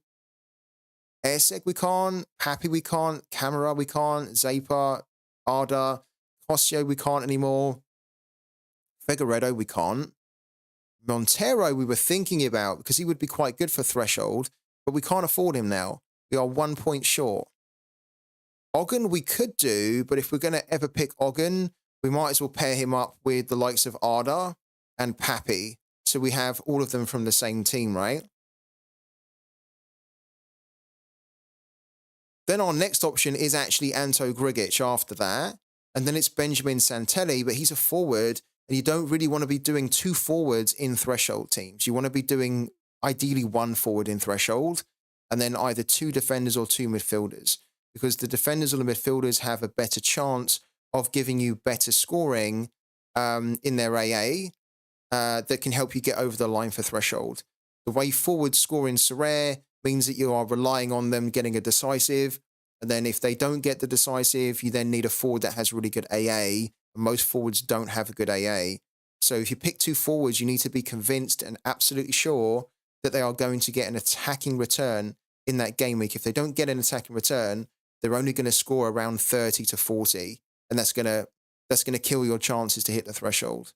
So avoid 2 forwards in Threshold if you can. So it is Grigic, isn't it?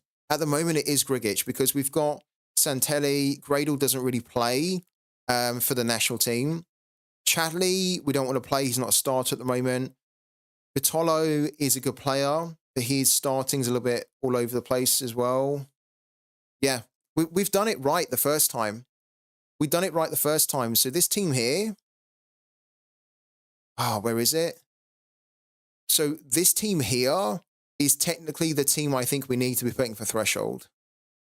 And this team should be able to hit the threshold.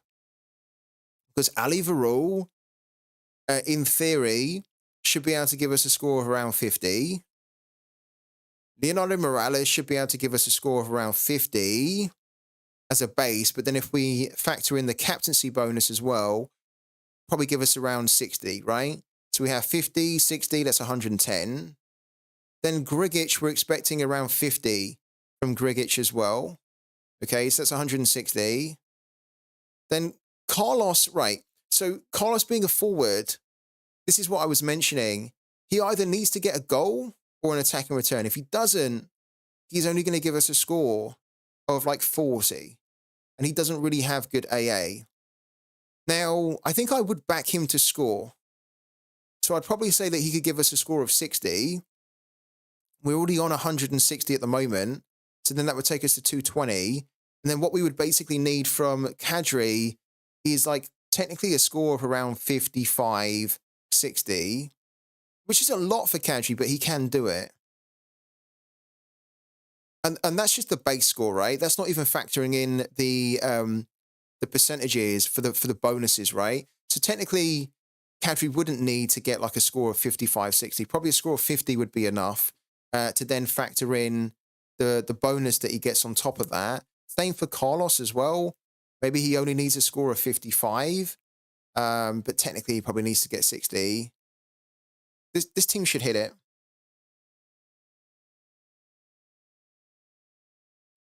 I What do you guys think? Will this team hit the threshold or not? We can put this team into the lineup builder as well. I've not seen how this team scores in the lineup builder, and I haven't even checked to see what the tool would do for Cap 240. Just need to hope the Besiktas don't turn up and get 3 goals. I do, yeah. That's the problem, isn't it?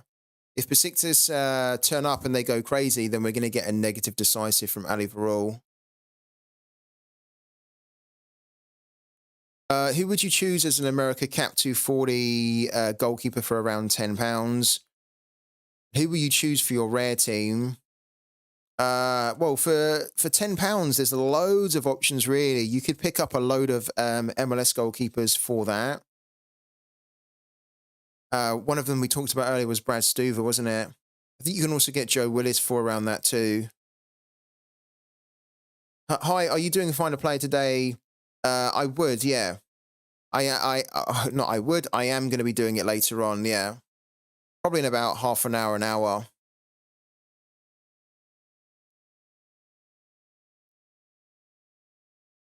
Look at that. This is an interesting team. This is a good team. This is different from what I've done. So this is my team here. We have Ali Varol and we have Leonardo Morales. And funnily enough, the tool picked Morales as the captain again. But then it picked Montero, Bocat, and Victor Edvardsen. And to be honest with you, that's actually pretty good. It's pretty good. There's 5 points left over from that as well.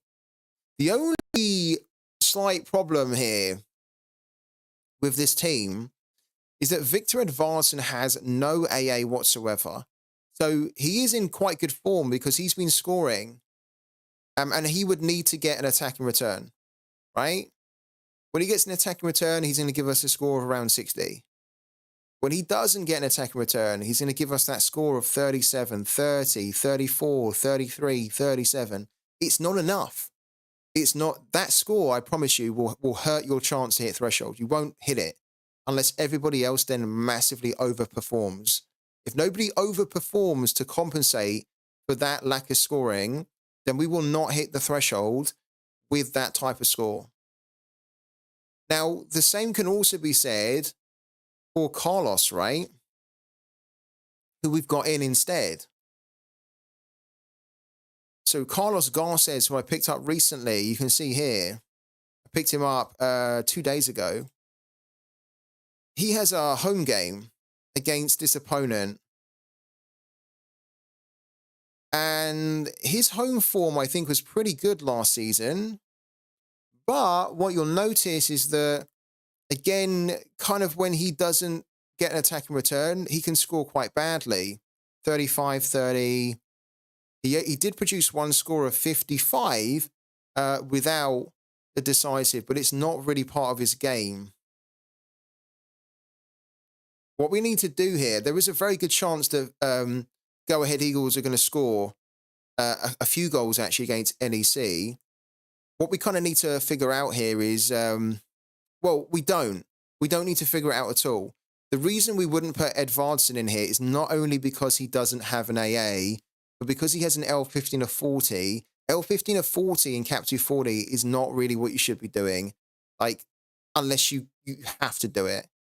An L15 of 40 player is much better to be put into Cap 220. Much better. You want to be trying to put your higher cap players in Cap 240 and your real low-cost players in Cap 220.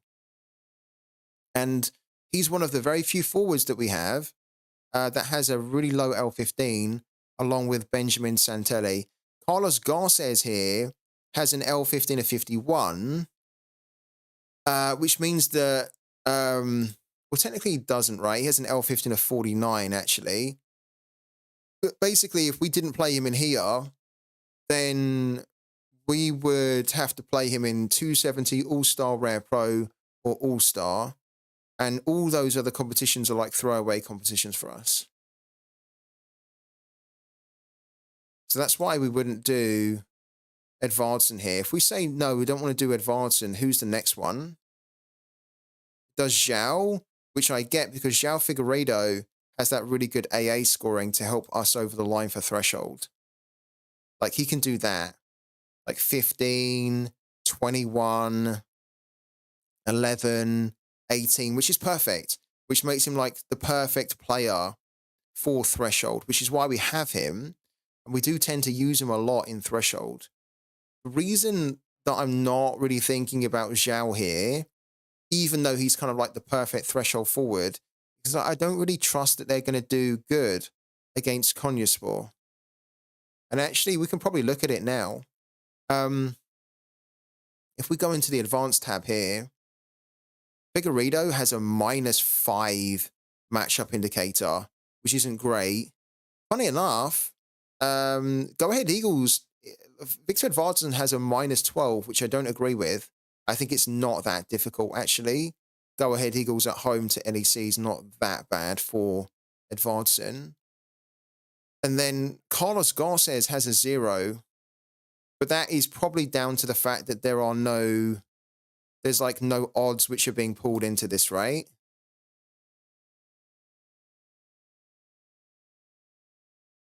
Yeah, look, the odds are missing, the matchup is missing, which is why it's kind of like incomplete data. So if we didn't do that, and it puts Cosio in there as well for us here, why would Cosio have +6%? When, what? It's saying that Cosio has +6%, but he doesn't. He has 1.5%. Okay. It's a bit weird. If Cosio had 6%, then we'd be more likely to play him. Because he doesn't, we can't play a player in threshold, really, if we don't need to, that has such a low bonus that's not going to help us get over the line for threshold. So, yeah, kind of, it was 69, wasn't it? Let's see what our team would get.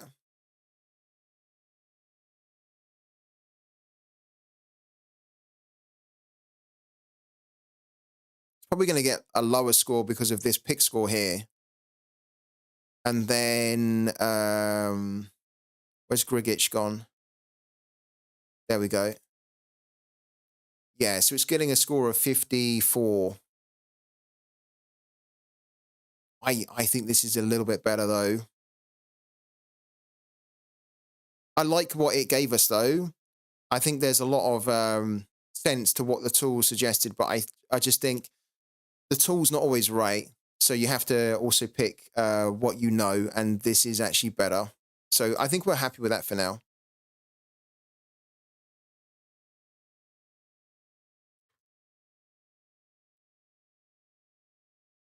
What's the score as well in the Gaziantep game?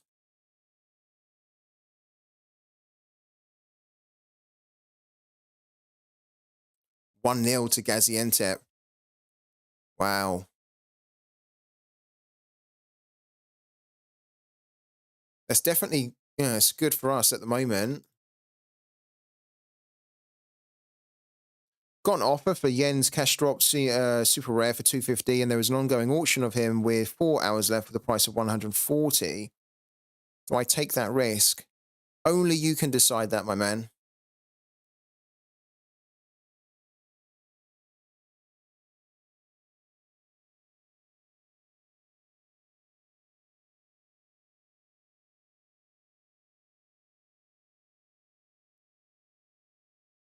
Okay.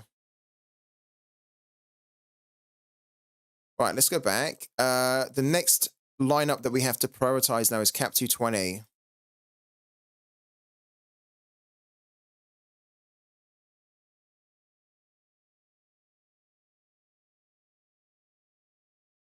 Okay. I think I'm happy having Tascaran in goal here. Let's take some of these guys out. We need to take Sandy Walsh out because he's not going to play, according to the expert. Do you Locomotive will win against Gorica this game week? They should do, yeah. But it's not Lokomotiva, is it? It's HNK Rijeka. That's what you mean, right?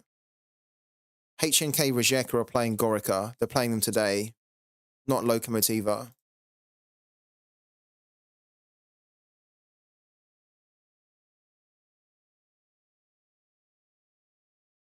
Yeah, so up front, I think here for a cost of 40, we will play Victor Edvardsen. He's in really good form at the moment. So I think these two offer really good value. Then our midfielder.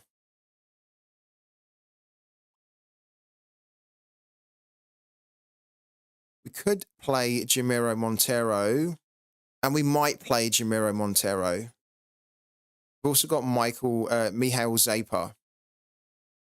But he's got a really difficult game, hasn't he?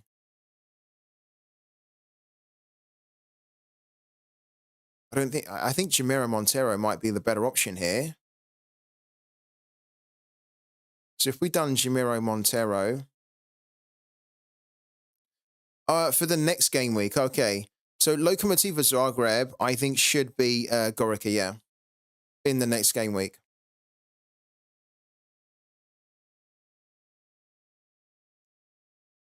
We need to try and put a low-cost L15 player in. We've got Cosio. We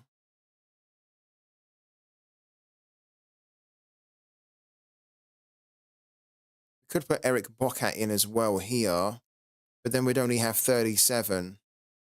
And we don't have a player for that low that realistically is going to play.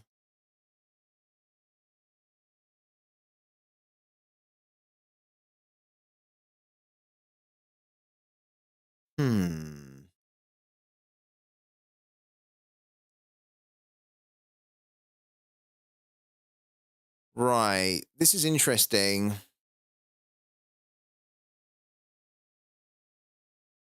I need to bring up the Cap 240 at the same time. Because there might be a way we can work something else out here. We can be more efficient, basically, with our spend. Because we have 2 points left over that we're not using in here.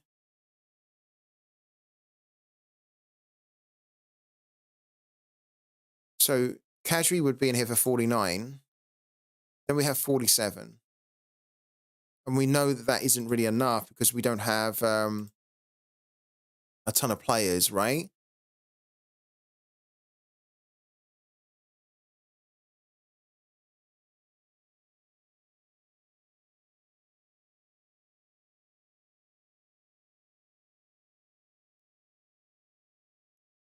If we didn't play Bokat in here, then we could play Cosio in here, which is what we were thinking of doing.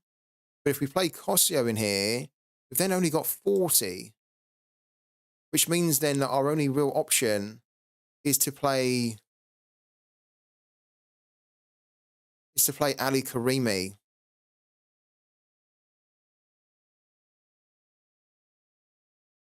Or we take Jamiro Montero out. And we could play Anto Grigic in here, but then it means who do we put in Threshold then? We have to find a point in Threshold. Because then if we do Grigic here, we then have 43. And then 43 would allow us to play who here? It doesn't help us, does it? Because then we can only play Chadley, Vitolo, who's got a horrible game as well. I don't think we'd want to target. So that actually doesn't help us at all. The alternative is that we would have to take out Tascaran.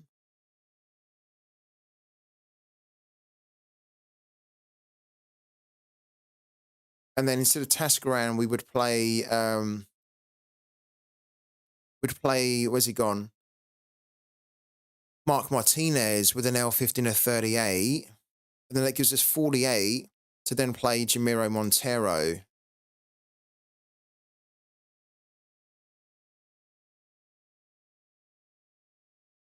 You know, which to be honest is a little bit better. But that's if we put Anto Grigic in there. So then if we took Anto Grigic out, we'd need... we'd need to find a point.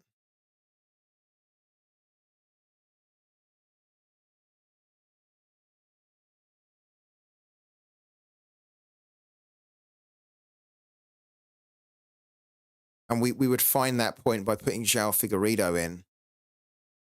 So if we took out Carlos Garces here and we put Figueiredo in, then we have an extra point, which is 48. And then, well, then we could put Jamiro Montero here. Oh, okay.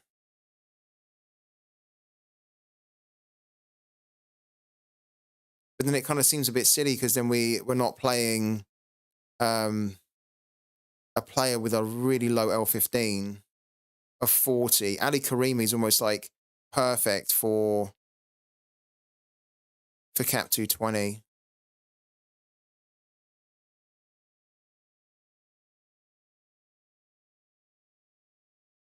So if we do it again where we put Montero in here, then we have 45. Yeah, which means that we could take him out. We could put Tascran in, which I think I want to play in here instead of Mark Martinez. And then it just gives us 40, which is for Ali Karimi, which is not great because it kind of, he's the weakest link here.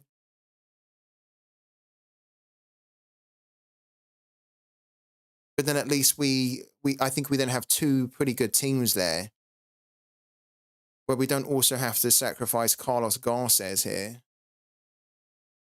because we're then just playing Grigic in here like before.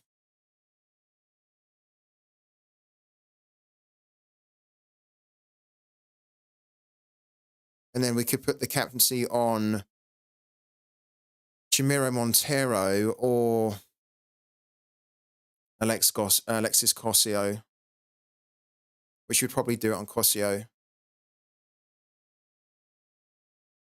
because he has a real high upside to his scoring. So then that would be our Cap 220 team.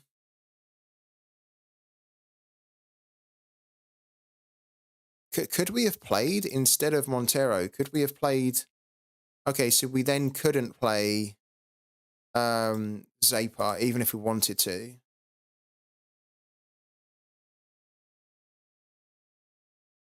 It's actually worked out quite well. It's quite a good balance to that team.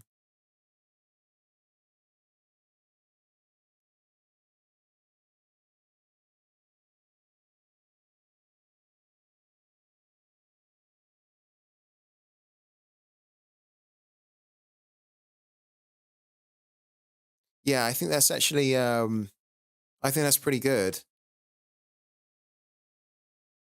I'd be interested to see what that scores in the lineup builder too.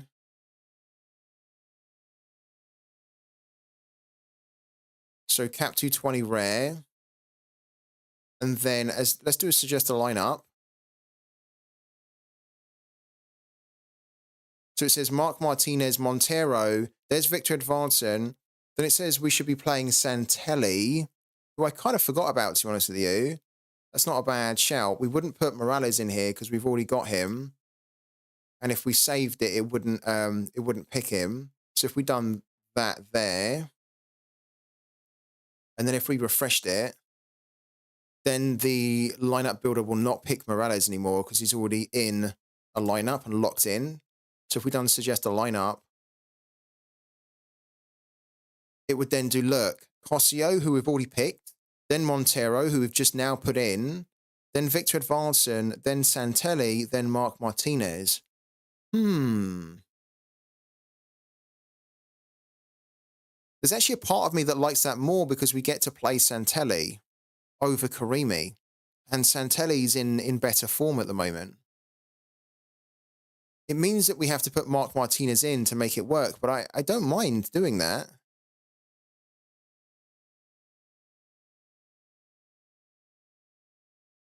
Oh, and maybe the other reason why it's not picking... Where is he? Why can we not see Tascaran here as the goalie? What? Is it because we... Oh, it's because we've already locked him in. So if we delete that, save, and then we go back onto here and we refresh the page, it should hopefully show us Tascaran now. There we go. Tascaran has a very good fixture. Mark Martinez technically has a better fixture for the clean sheet. I think we're going to do it the way the tool suggested because, like, I actually want to play Santelli over Ali Karimi, but I can kind of completely forgot about Santelli. He's going up against a team that are in 20th place as well. And Santelli, who we just brought in, Santelli's got like really good form at the moment.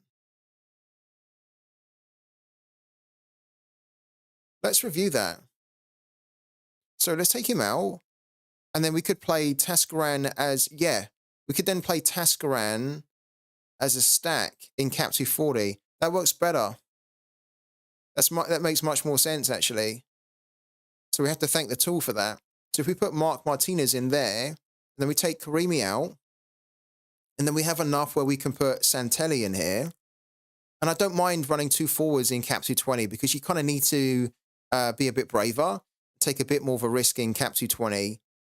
You shouldn't really be taking risks in Cap 240 because all you need to try and do is just hit that points total. So then Santelli's in there. Oh, I like that. Yeah, that is better. So continue. Okay, that's decent. That's a decent team. And we've even got 1 point left over.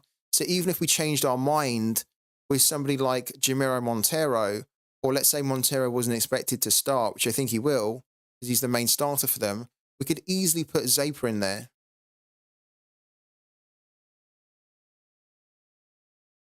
Easily put Zapa in there. Yeah, that's worked out well, isn't it? Tomoyasu. And it's so interesting because it wasn't what I was thinking, really. I was thinking, we'd have Edvardson, we'd have Cosio. Wasn't really thinking Montero. I definitely forgot about Santelli, which is it's bad on me because he's the one of our most recent players that we just picked up that we're quite excited about because we picked him up for like a tenner. He's now worth about £20 and we picked him up on Friday. He's doing really good. It seems a shame that we're not playing Zapa, but then what we could do is we could put Zapa, who to be honest doesn't really have the best fixture anyway. We could put Zapa in the All-Star team, which is going to be our C team. So why don't we look at doing that now? So when we go back into our teams here, I'm quite excited. Having put these teams together, I'm quite excited for our chances this week, guys, actually. We go into Rare again. All-Star Rare has to be our 3rd priority team. We'd have to put Hervey Kofi in, who's not got a game this weekend because Burkina Faso finished 2nd, which then means that they're going to be playing their knockout game on Tuesday in the evening at about 8 p.m. or something. So in the midweek game week. So we're going to have to run with the DMP goalkeeper. But then what we could do... Ooh. Let's have a little look here. Who would be the forward that we would play? I don't know whether we want to play Ante Erceg, do we? At home against Dynamo Zagreb, or do we? It's actually a horrible game. Let's come back to that. Let's do the midfielder first, I think. So we have Lin Zalahi. We have Mihail Zapa. This is such a crunch game. This is like 1st versus 2nd or something, isn't it? I think it is, actually. Technically, we could play Zapa and Zalahi together. Then it means that we don't get to play Bokat anywhere. Bokat's not in great form either, though. Who does Bokat have? He's got Genk as well. That's not that great. Hello to Nico. How you doing, man? That's not that great. So we could do something like this then, couldn't we? Salahi. Then Smolcic here. Then Zapar as the additional midfielder. Then as the forward, we could put Anti-Essig in there. Like that.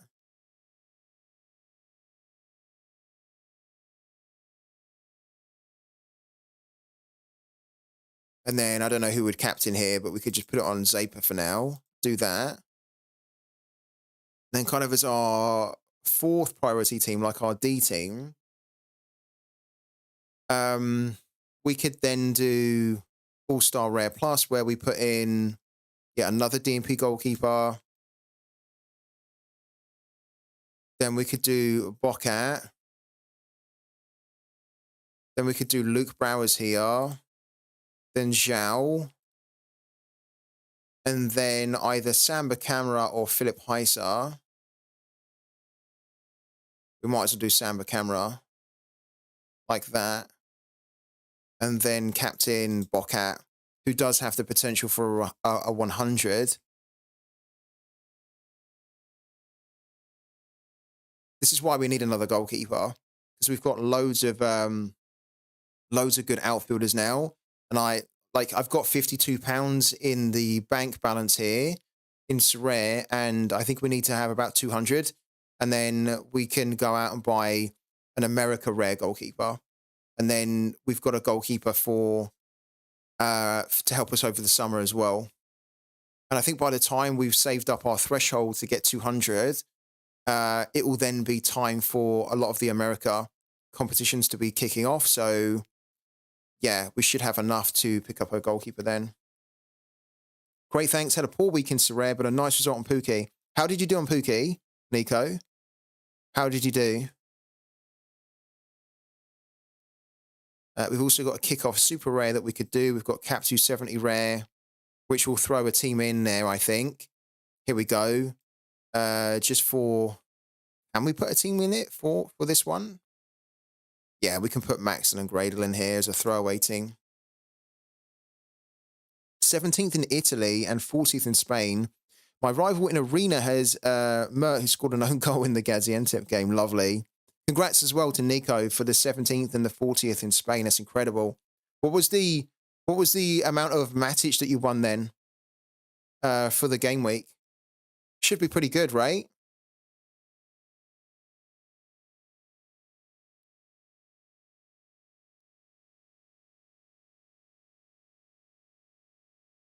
Yeah, 25 Matic is decent. Very good, man. Well done indeed. Really good. I'm loving Pookie at the moment. I just love the returns, honestly.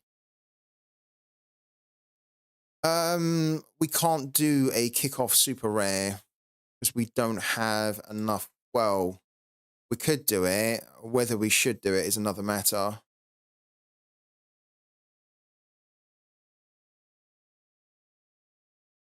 Kind of seems a bit pointless to do it, but I think we'll do it anyway.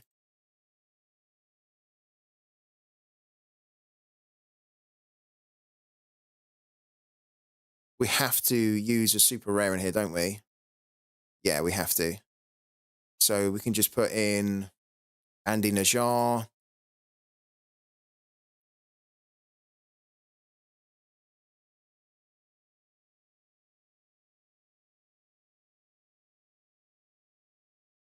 Then we can play Ali Karimi in here.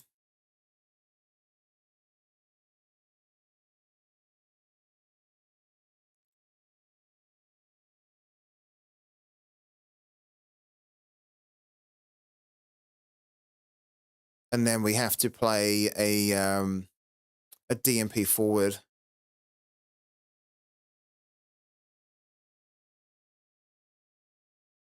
Let's put Joan Lucero in there for now. And then, yeah, we have to captain him. Let's do that.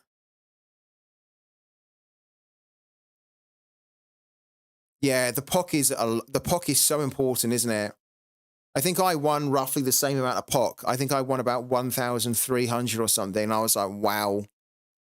Sometimes the POC just feels way more valuable to win than the money because the POC is so scarce in the game.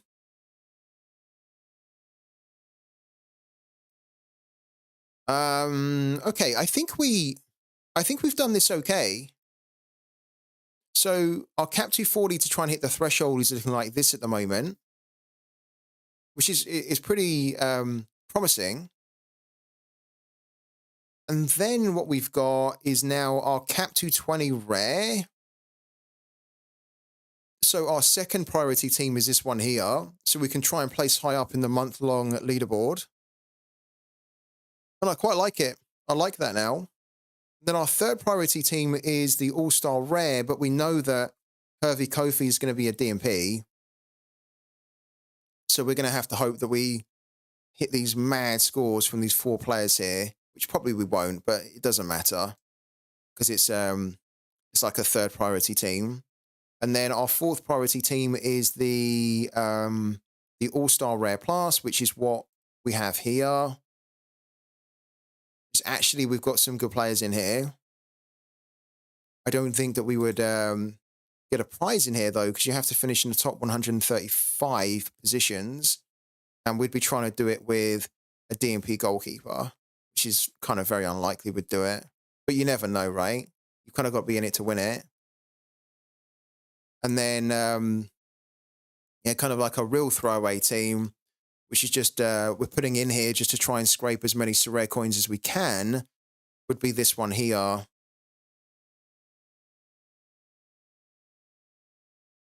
Okay, that's a good start. Then our under-23 team. Let me ask everybody about the under-23 team, because we can put our under-23 team out. This is a community team. So it means that it's not my team, it's actually your team.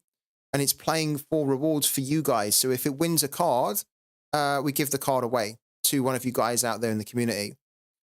These are the under-23 players that we bought as part of this series. And we have a few others, but they don't actually have a game. Just double check that. Yeah.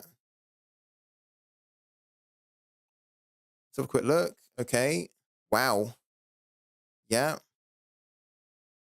Yeah, this is actually the under-23 team that we have that we bought. Guys, who should we captain? Who should we captain here? I can bring it up on the lineup builder as well, so you guys can see all the stats for the under-23. Who should we captain for the under-23 team? Let's do suggest a lineup. Okay, so it actually suggests this team here, which is the team that we have. And it even suggests that we captain Corridor. I personally think that we should be captaining somebody like Corridor, because the other game that the guys have is really difficult. What do you guys think, though? It's your team. Who do we captain?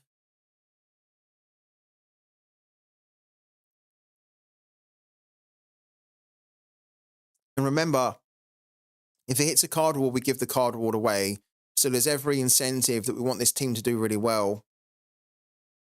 Yeah, I think it's Corridor, isn't it? Has a good home game. The team who's playing, Laval, are fourth, but I think that they can score a few goals against them. Corridor's the one, isn't it? Okay, lovely. So we don't have to change this team at all. Our team is ready to go. I'll be honest with you guys, I don't think we can hit a card reward, though, despite having the captaincy on Corridor, because our goalkeeper's playing Dynamo Zagreb, so I think it's unlikely he's going to keep a clean sheet. And then we've got our Rijeka boys who are playing #split, which is really, really difficult. That's like a title battle game, that one. So it's gonna be tough. But yeah, you don't know. You never know. This is the best team that we can put out, and you never know, they could surprise us, right? So yeah, our under-23 is looking like this at the moment, and I think it will remain like that. Yeah, they did get smoked, didn't they, by Lokomotiva Zagreb. That could actually give them a reaction though to go and smoke Rijeka. Yeah. Cap 240 threshold. I was thinking of playing our SO5 team, but we tried to do a rebuild on it yesterday, and unfortunately we didn't have enough people that jumped on, so we didn't do the rebuild. So I think until we do the rebuild, I'm not going to play SO5er, the SO5er boys here, because they're not going to help us to hit the threshold. We really need to do a rebuild on it, but we need to make sure that we have enough people that are there on the stream so we can do a rebuild and everybody can contribute, or as many people can contribute from the community to building the next community team, right? So instead, what we're going to do, we're going to do the Alanya Spore stack that we have. So Taskaran, Hadeshanai, Balkovic, I think. Where's he gone? Oh, where's Karaka, first of all? We need to put Karaka in.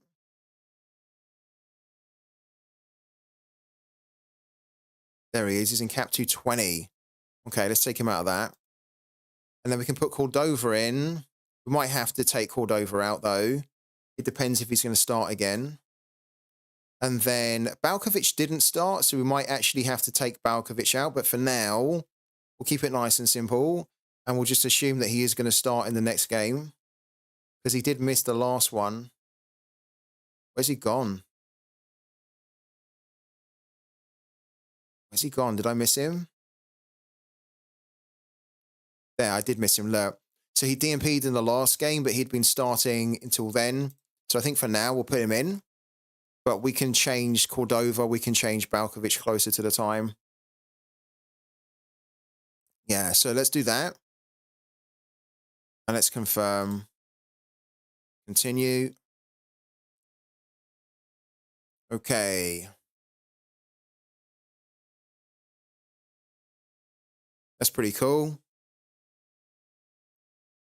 Technically, we should have the captaincy on Karaka, I think. We'll have it on Hadeshanai, though. He's got better XP. We'll have it on him for now. That means we need to go and fix our cap 220 team now. And then after that, we need to do All-Star. And then we have a cap 270, which is more of like it's like a throwaway team, really, that one. So the next priority is cap 220. So basically, you can see that our priorities are threshold and cap 220. Right. We have Anarchy Penna. He's only a cost of 41, which is pretty good.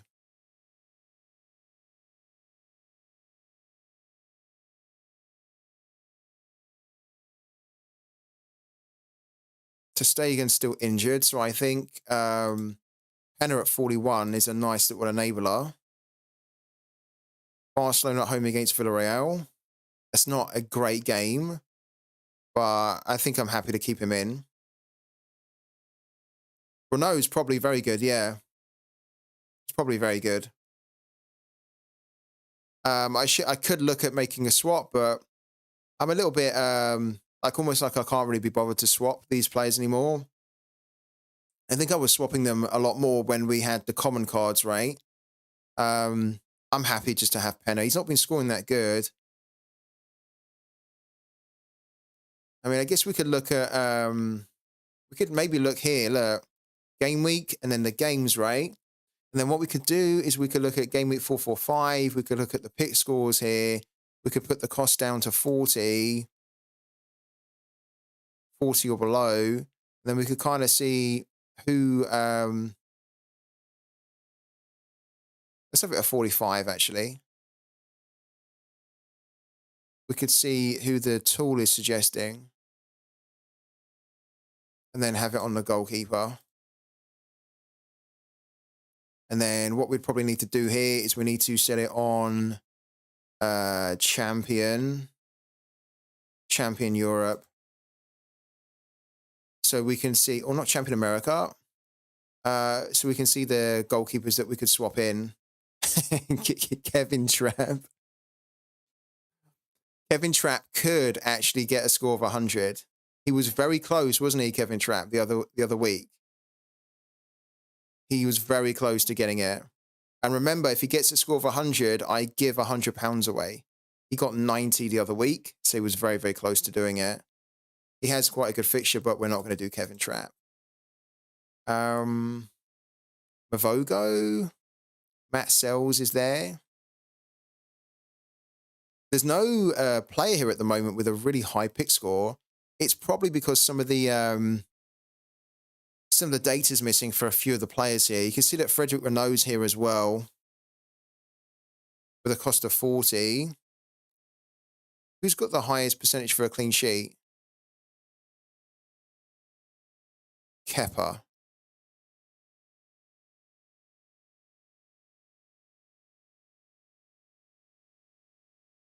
With a cost of 44. Against Las Palmas.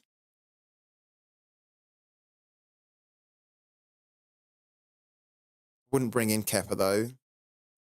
I prefer a goalkeeper who's playing at home. There's Frederick Renault, who's then coming up.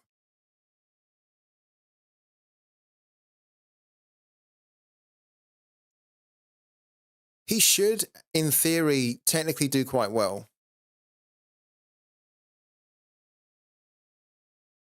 Do we swap him in? We could swap him in, couldn't we?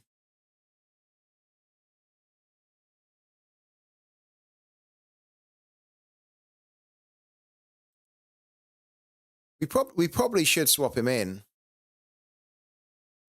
Just to kind of squeeze an additional point out. I mean, Penner at 41 is already very good. So if we decided that we didn't want to do Penner, then we've got another 40 cost or around the 40 cost goalkeeper. At the moment, we've got Restes, who's got a home game against Lons, which isn't that good. And then we've got Consigli, who's got an away game, which isn't that good either. We don't really have very low-cost goalkeepers apart from Pennar and Restes. So I think we do need to swap him in, don't we?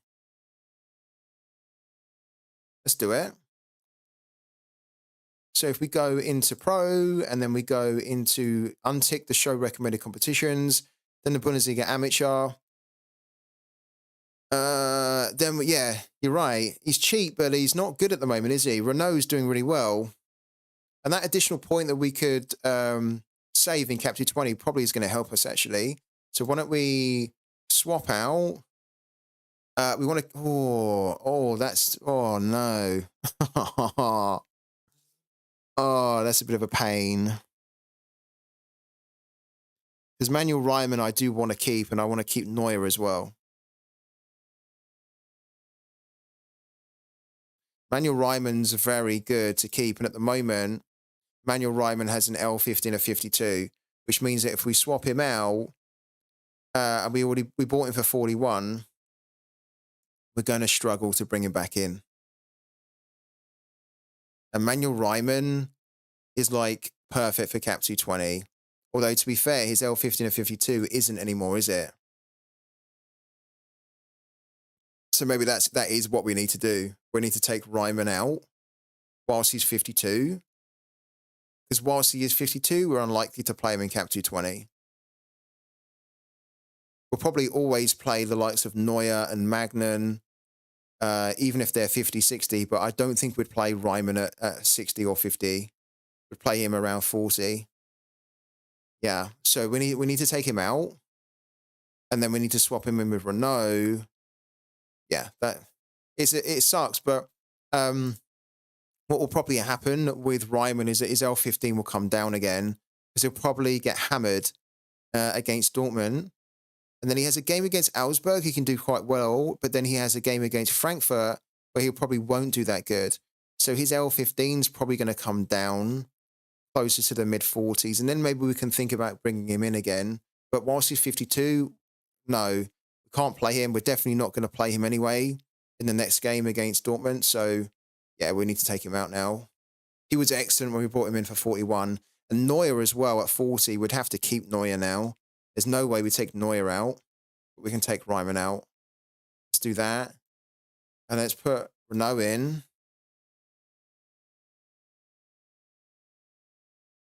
There we go. Frederick Renault at 40. Do that. Good shout from the chat there. Yeah. Renault is on a 0% bonus, yeah. He is going to be on a 0% bonus there. So your question's quite good, because is it better to play someone that you've already got who has an additional bonus, or playing somebody that has no bonus, right? I think it comes down to the form and the fixture. So, like, when we go back into Cap 220, now that we have Frederick, we've got Penna at the 5%, which you're right. So that 5% is great, but getting 5% off, say, a score of 44, which you might get, is not going to be that great. It'd actually be better if we got, like, oh, so Frederick Renault has 5% as well. They both have 5%. So it actually doesn't make a difference here. If Frederick Renault didn't have 5%, for example, then we'd probably still pick Renault because he's in better form. But they both have 5% because it's the season bonus, isn't it? So we do Renault. We do Renault here. Penna is a good goalkeeper, but I think with Penna, he needs to go out on a loan. I think playing for Barcelona at the moment is a little bit too early on for him. He's very young still at 24, but he's not really, in my opinion, had enough first team experience. So I think he could benefit from a loan to build up his confidence and to kind of maybe, you know, not at a bigger club as Barcelona. But I like him as a goalkeeper, I do. But Frederick Renault here, he's in just better form. So it's a good shout, actually, from the chat. So if we put Frederick Renault in, we can now work out who else needs to come in here. So start with the forward. Okay. Okay, so we have Benjamin Santelli. It's going to have to be Benjamin Santelli, isn't it? We have Nicolas Lopez as well, but it's against Club Santos Laguna. I think the other thing with Lopez as well is that he did start in that one. He didn't start in this one. I don't trust him at the moment to be starting. He's a good player when he's at it, but Santelli's the guy in form right now. And, oh, shit. Okay, go back into Cap 220. Okay, out comes Penna, out comes these guys here. Let's put Renault back in for 40. And then Santelli, who's only 44, is going up against a team that's basically bottom of the league. I think that's really good. He's also 5 cheaper than Lopez as well. So, yeah, we put Santelli in there for 44. And then as the midfielder, we have the limited of Jamiro Montero as well. So we could have Jamiro Montero in Cap 220 Rare and Cap 220 Limited. We've got Matteo Maric, who's going up against Gorica as well. Who else do we have here? Okay. We could technically do Montero and Matteo Maric if we wanted to. Yeah, let's put Montero in for now. And then defensively, well, defensively we've got Morales, so I think we have to put Morales in. We've also got Cosio. So again, we've got these 2 players in rare, but we are playing in another team. Technically, we should be probably trying to spread the risk a little bit. We've also got Matias de los Santos. Now, de los Santos has just returned to Vélez Sarsfield, and he is a bit of a cheat code, de los Santos, because he is free. Where's he gone?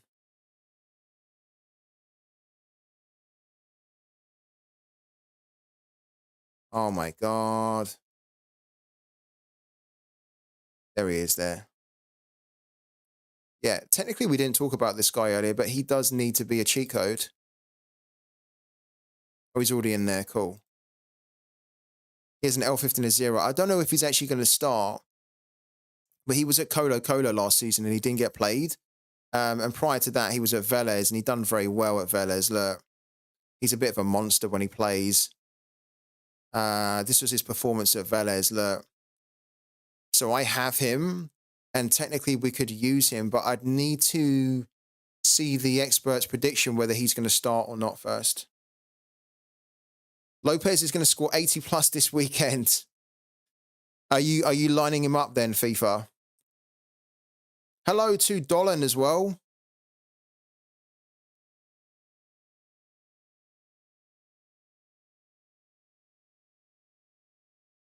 It's good that we have Matias de los Santos, because if we need to, we'll probably won't play him this weekend. We'll probably wait until he does actually start, and then we can start to use him. But yeah, it's good that we've got a beast like that waiting in the wings that will cost nothing in 220 if we do decide to use him.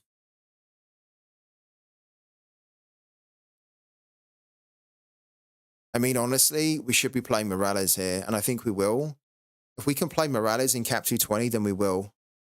We've also got Jose Estrada as well.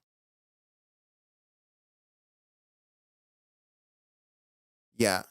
So if we do Morales there, we've then only got 39 now because we're spending 48 on Montero. 39 is going to be a bit of a challenge though now. Oh, okay. This is where it becomes tricky.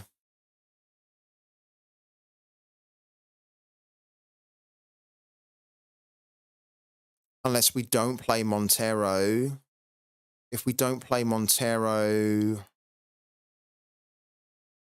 we could play Liam Henderson. Things I don't really want to.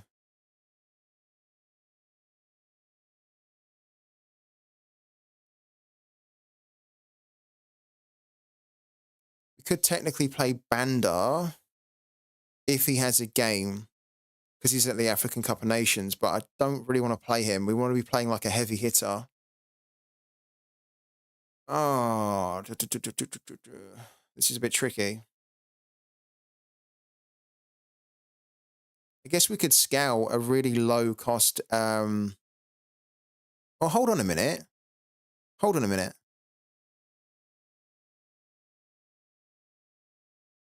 We don't need to scout anyone. We have some players here. We've got Ivan Marquez here, for example. We've got Masovic here, who we wouldn't play, but we've got him. We've got Cockerman, who is injured, but if he wasn't injured, we could play him too. And of course, we've got Matias de los Santos, who, if he is going to play, that just solves all our problems because we can then play him for free.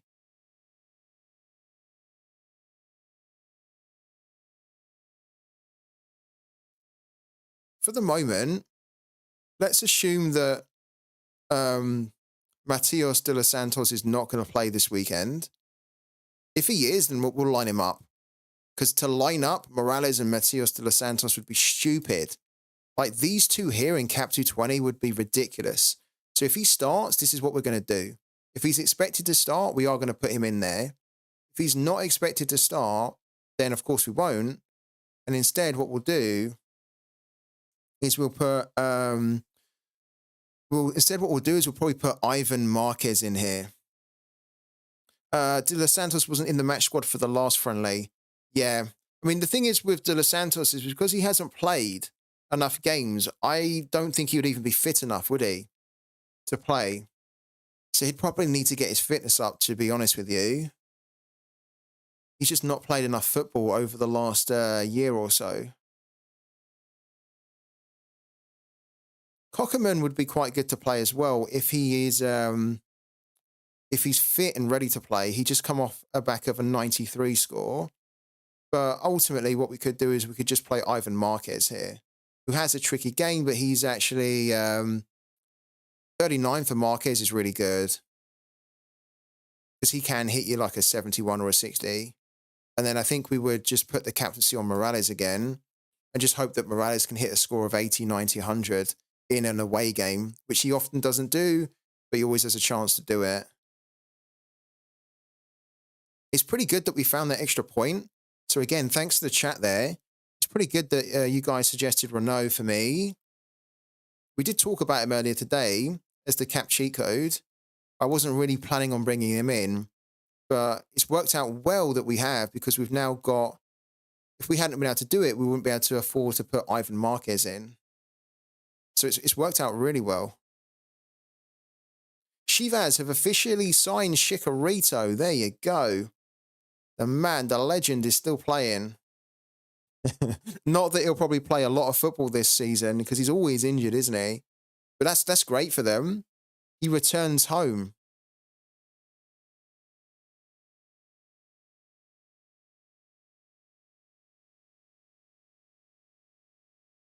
We have some good teams for the weekend, guys, honestly.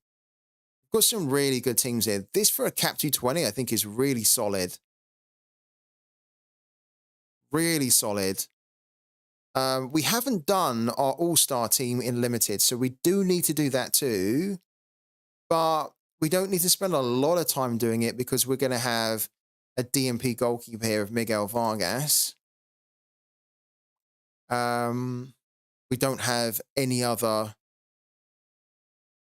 starting goalkeepers, really. Oh, imagine if Renault scores 80 now. Wow. All the credit would have to go to Twitch Gaming there. He was the one that suggested him straight away. Even before we kicked off the stream with cheat codes, it was Twitch Gaming that said Frederic Renault, and I thought it was a great shout there. So I hope he can now hit 80. If he doesn't, if he has like a mad score of like 0 or 10, then we know we know who to come and get, right? Twitch Gaming with our pitchforks. Let's try and put a semi-decent team out for this one as well. To see if we can maybe scrape some kind of a reward with 4 players here. I really like Miguel Vargas, and I do want to own his rare in the future, but Miguel Vargas is not going to be the starter at his new club. The goalkeeper that they've already got is the captain, and he's going to be the star. He's going to continue to be the starter. I think they're going to give the, his name is what? Diego Penny or something. I think they're going to give Penny another season as the starter because he's 39. So he's at the point of retirement anyway. I think he's going to get one last season as the starter, as the number 1. And then they have Miguel Vargas basically as the successor to Penny. So I do want to get Miguel Vargas in rare, but I don't think I want to do it now.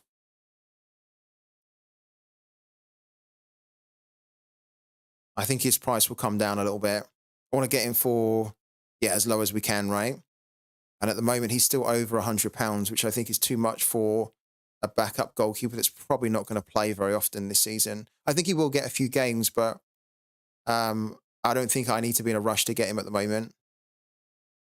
I saw you got rid of him, FIFA. Yeah, I saw. Because he was there, you got rid of him to a bot, and then the bot then listed him up for about 105. I think it was 105 or something, or 110. And then I was like, oh, that's actually pretty good, but it's still not good enough for a back. It's still too much for a backup goalkeeper, isn't it?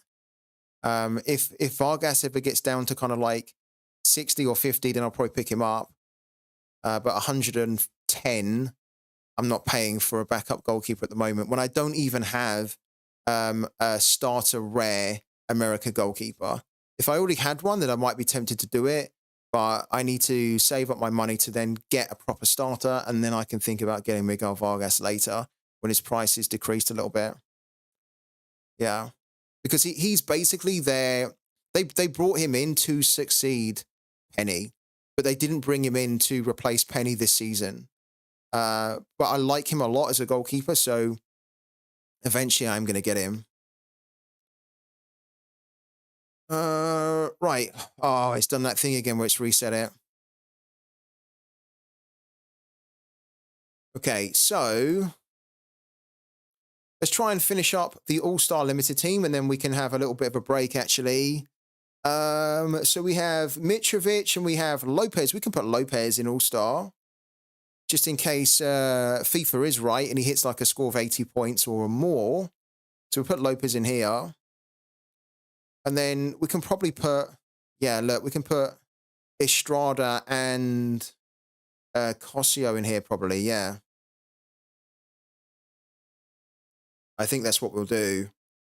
So we run with 2 defenders in here. We run with Estrada, who's just moved to Cinciano. Then we move, and then we put, oh, fuck off. Oh my God. Honestly, this really winds me up that this bug is constantly in the game. With lineup building, we're putting our teams together, and then the lineup will reset, and we'll have to take them all out again. It's so freaking annoying. How is it still in the game? Like, they know about it. I've raised a ticket about it. I know others have raised a ticket about it. It's been in the game for about a year now. Oh, it's so annoying. All right, let's do it again. It's almost like it's a weird time limit. Where if we don't put a new, fresh team in, it will just kind of reset it to what we had before, which obviously is the worst thing you want when you're lineup building, right? So let's put Morales in there. Oh, hold on. Oh, we can't. Yeah, not Morales, sorry. Let's put Cosio in. And then Jose Estrada. Okay, Jose Estrada. Oh, okay. And then as the midfielder, we can now probably put Matteo Maric in here, which I think we're going to do. Yeah, we're going to do it. So then Matteo Maric goes in there, and then up front, we can then put Nicolas Lopez up there. And then as the captaincy, we could captain Lopez. We probably won't. We could captain Estrada or Cosio. I think we'll captain Cosio for now.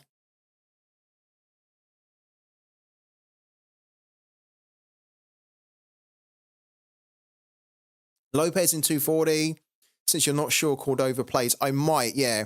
If I end up taking Lopez out, he'll probably go into cap 240 if we can do it, right? Do we have enough? I think we have enough cap to do it, don't we? So yeah, if we took out Cordova, then we could probably then play Lopez. We could also play Anti-Airsick, but I think the play would be to do Lopez here. Like that. And we might have to take out Balkovic as well. But I think for the moment, until we know for sure that Cordova's not going to probably play, we'll keep him in for now. And then we'll just think about this team for All-Star at the moment. So then we have that team there for All-Star Limited, which is actually pretty good. It's just a shame that we don't have a starting goalkeeper.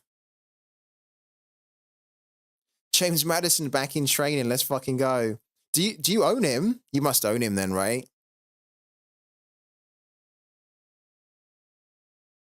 And then I think we have a punty throwaway team in Cap 270, which we can do as well, right? Why not? Just to try and farm some Sorare coins here. So then in the punty throwaway team, we could do probably Bart Van Rooij here. Also got Ahmed Agoose as well, who's in good form now. He's in way better form, Ahmed Agoose. Look. So we could do... I've done it again. We could do Ahmed Agoose, actually.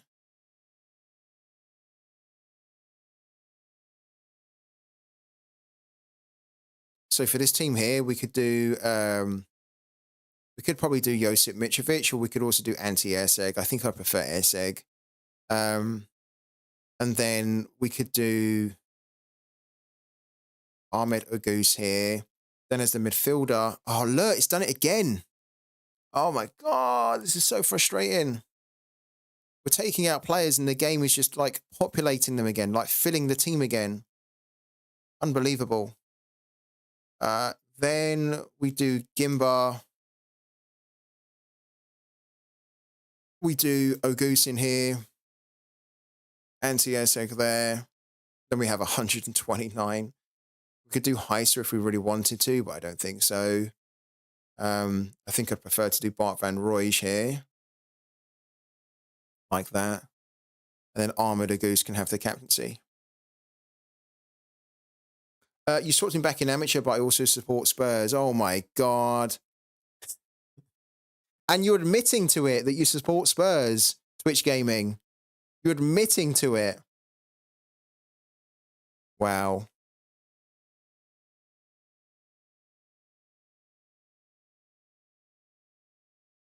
I think we're okay here for the moment.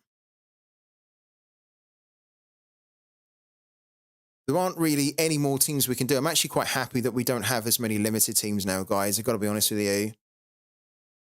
It's saved us loads more time, and I think it's time spent better elsewhere in the rare teams and also just on pooky as well.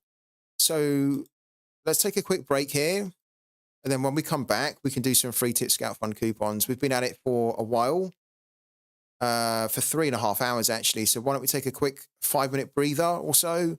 So don't really go anywhere, but kind of like stay connected, but feel free to use this time just to go and stretch your legs or something, get something to eat. And then we're going to be back in 5 minutes and we're going to check how we're doing with my lineups that are out right now for the midweek. We're going to also look at rivals again, to start to think about what we might do in rivals for tonight. And then we're going to do some free tip scout fund coupons. So back in 5 minutes, guys. See you in a bit.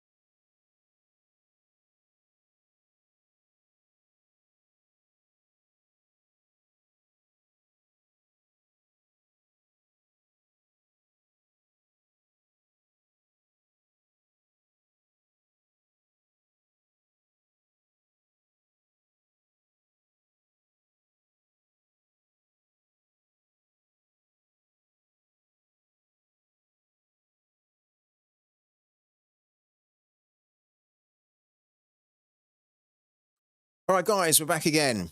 So I can see that we have the lineup for Rijeka and Gorica.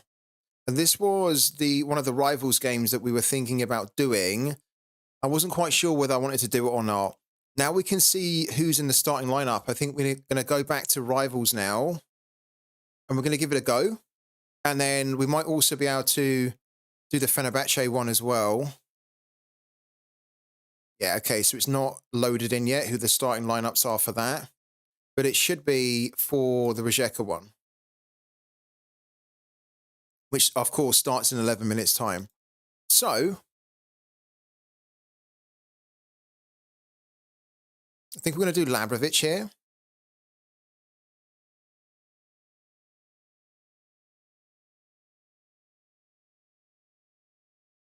Okay. There's no Jankovic, unfortunately. He's out.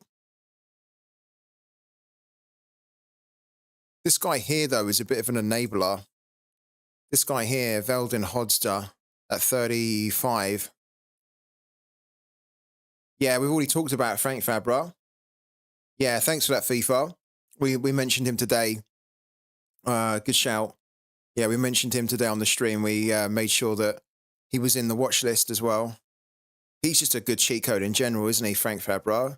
Because he's just so good. We are going to put this guy in for 44. Do I want to play my Smolcic and Salahi?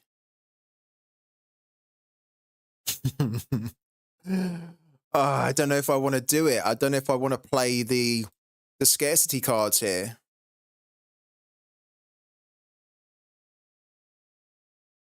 But the problem is that if I don't play them, then I can't pick any other card. Like, I can't pick a common Smolcic. If I want to play Smolcic, I need to play the rare. It kind of forces you to pick the scarcity card. Let's do it. Then Fruk is 63. And then we have 38 here. We could regret this, actually. We could regret picking a couple of scarcity cards in the lineup. It could backfire on us quite spectacularly, but we're going to give it a go. Then we can do Veldin Hosda for 35 now.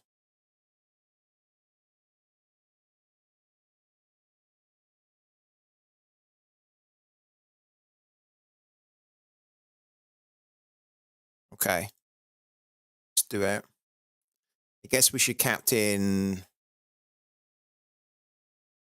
We're going to captain Fruk.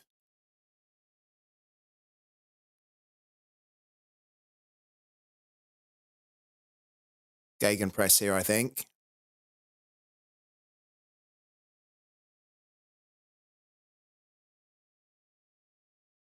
Yeah, Gegenpress is the one. Gegenpress is so OP in this one. You need one win for the 7 out of 7. Not sure if I should go with any other game tonight. What Rivals game have you done for today then, Twitch Gaming?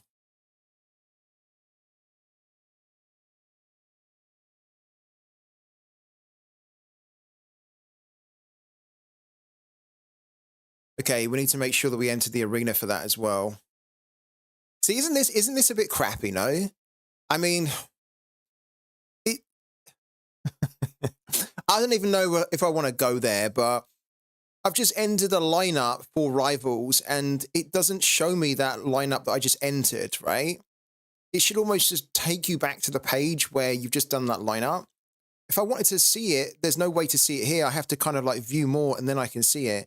There's so many things they need to do to polish up on the user interface and the experience of Rivals, which I know they're going to do. I just think it's very, very frustrating that they had this in a beta for so many months and that they launched it very rough around the edges, in my opinion. Like, if I was part of the dev team, I wouldn't want to be launching the Rivals kind of with just some basic things that should just be ironed out in the beta. And it's going to get better.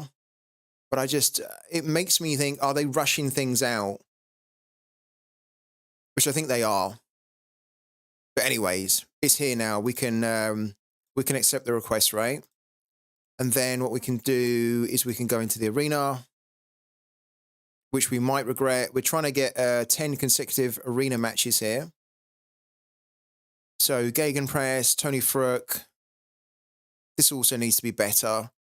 It shouldn't be so squished up like this. It should be able to show me the 5 horizontally like this here. Just little things, you know, little things you just think, okay, why?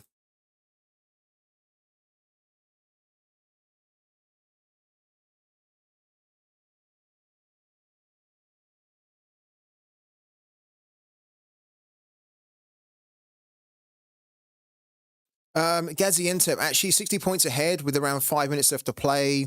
I made myself an Excel sheet with all options before and compared the best possible lineups for game pressing, and it went really well for the Gaziantep game. Wow, that's quite involved for rivals, man. That's when you know you don't want to lose your streak when you're doing an Excel spreadsheet.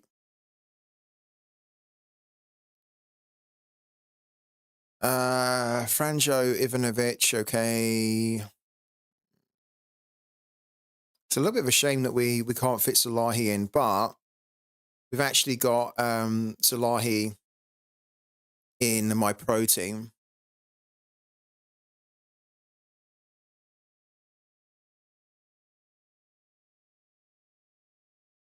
So this isn't looking that great at the moment to hit a reward. I guess it depends on what Zhao and Cameron Varul do.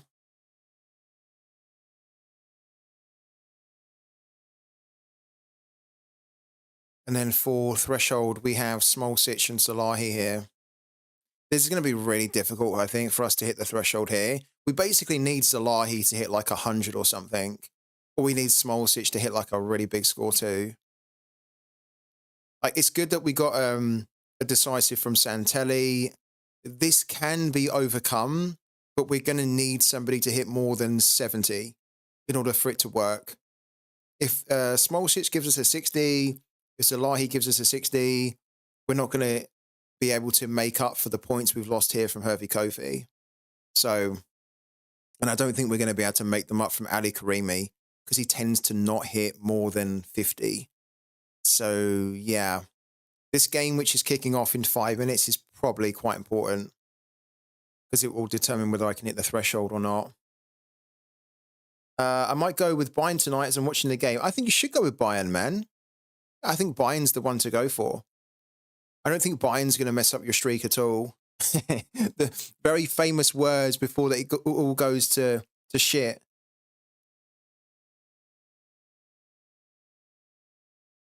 Okay. So we're in on that one. We've already entered the arena for this one. Yeah, we have. We have 30 tickets, which is lovely. Then we're entering this one, which starts in 3 minutes. And we're in the arena on that one.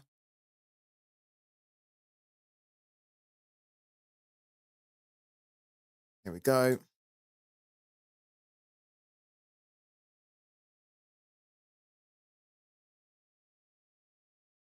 And then I think the other one that we will do we do another one tonight?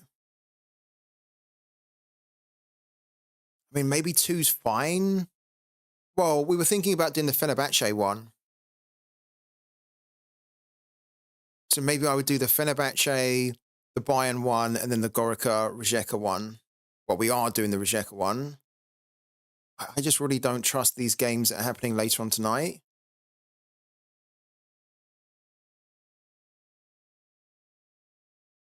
We need to wait and see when the lineups are announced for the Fenerbahce one, when they're actually in the game.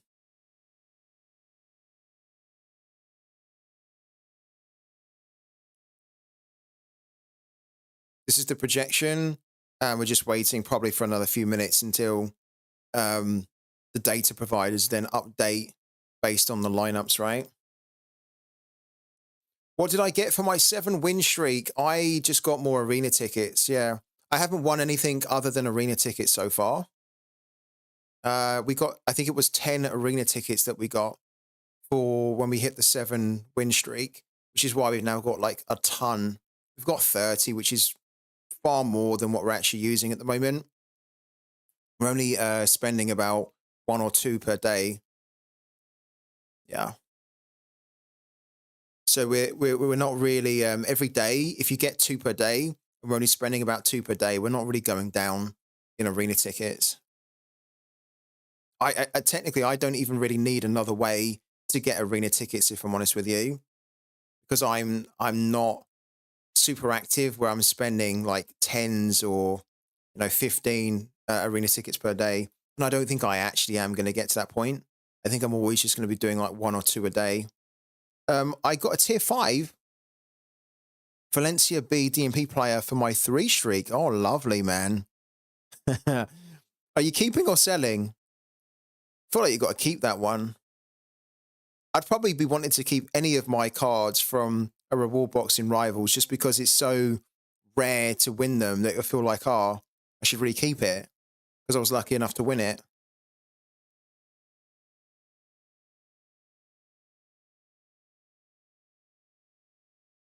And you got Alberto Flores for 7.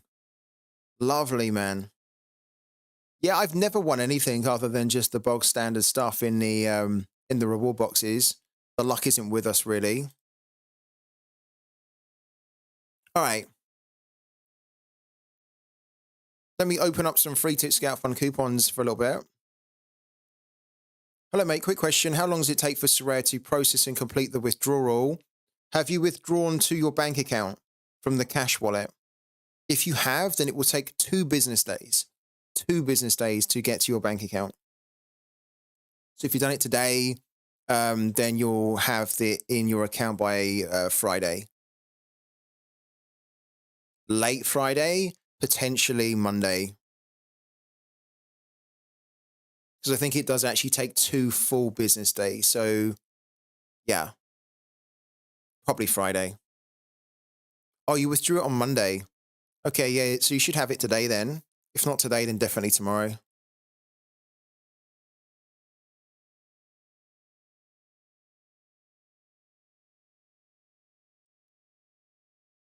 Okay.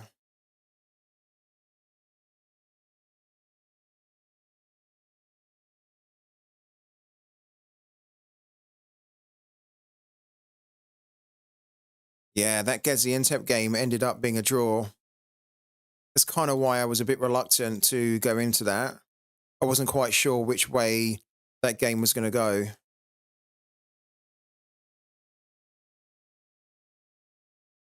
It had the look of a draw to it.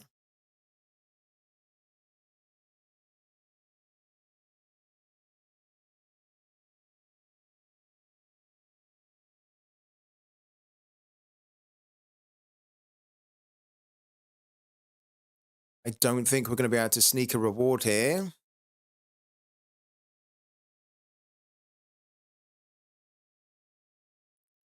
Don't know if you have him in a meaningful lineup yet, but he's not fit yet. We do have him in a meaningful lineup, yeah. Yeah, we might have to change that then if he's not fit enough to play. Thanks for letting me know about that, FIFA.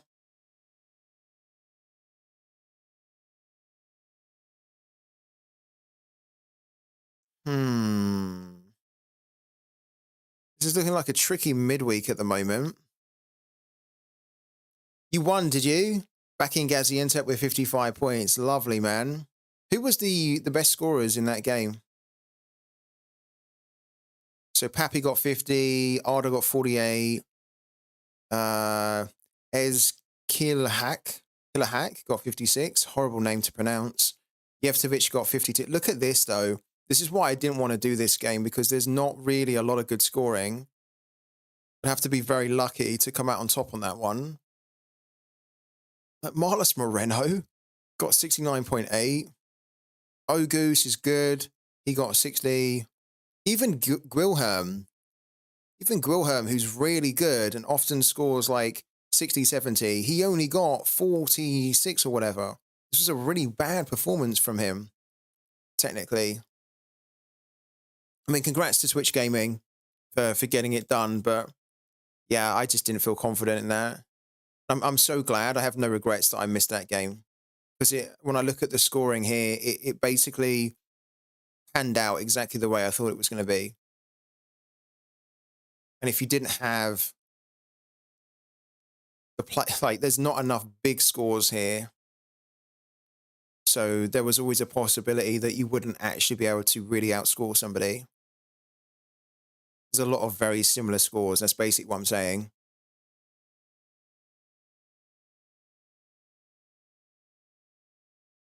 All right, let's keep going. There's nothing, unfortunately, that we need to do on Pooky. Well, actually, that's not true. That isn't true. Technically, we should come over to Pooky for a little bit. We do need to... We need to add these guys as well. Guys, if you haven't added me as a rival, then make sure that you do. If you want to take part in Beat the Base that we do.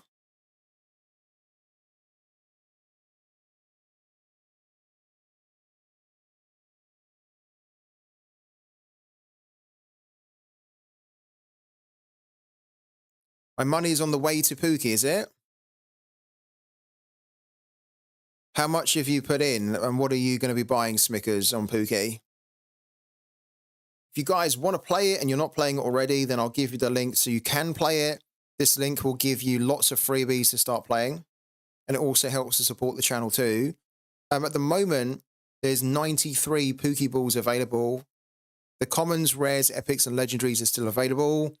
But the stickers, though, the stickers is a different story, because with the stickers, the starter pack has sold out, and that tends to sell out now pretty quickly.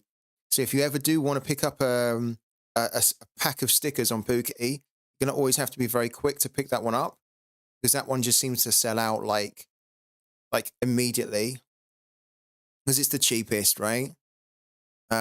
These ones are good too, but obviously you need a bit more money to pick them up. This one is like this one's like $10, right? This one's $35.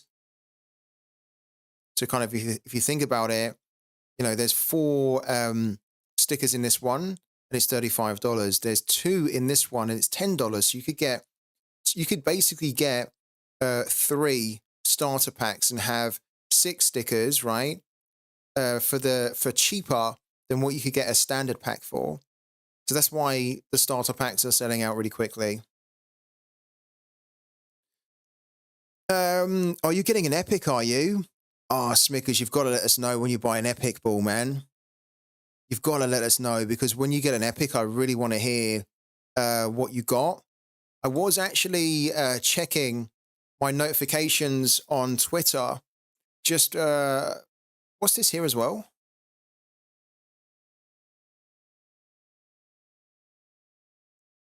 Okay, some Sorare NBA stuff, right? I was checking my notifications on Twitter while we took the break, and this guy here, Wayne, has just got himself a Pooky ball, and he got this here, look. He got Madrid Red. So he got the Spanish League, he got a rare Pooky ball, and he got an Atletico Madrid rare Pooky ball. So good. I'm so jealous, because you guys know that I've been trying to pick up really good teams and really good clubs, and we've been really unlucky with a few of them. We do have some really good Pooky balls though, but I don't think we've got like a super big hitting club as a Pooky ball. So it's really, really cool. Yeah, it's got some nice percentages on there as well, especially for the under and over and the draw. I mean, it's actually perfect, really, for a Madrid ball. What we need to do on Pooky is we need to check the predictions that we've made, and we maybe need to update them, because the Bayern Munich game is happening in a few hours' time. So, yeah, if you want to get involved in the German league, then you need to get your prediction in like within the next few hours so that you don't miss it. Okay. See here, you can see that it's gone up in the green, but we don't need to do anything. Is the Pooky Ball bonus always only for one league? Well, no. Yes and no.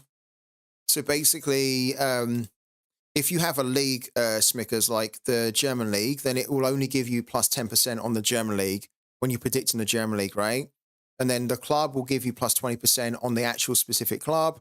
But then this percentage here will give you the percentage bonus because on all the predictions you make, because it's a rare ball.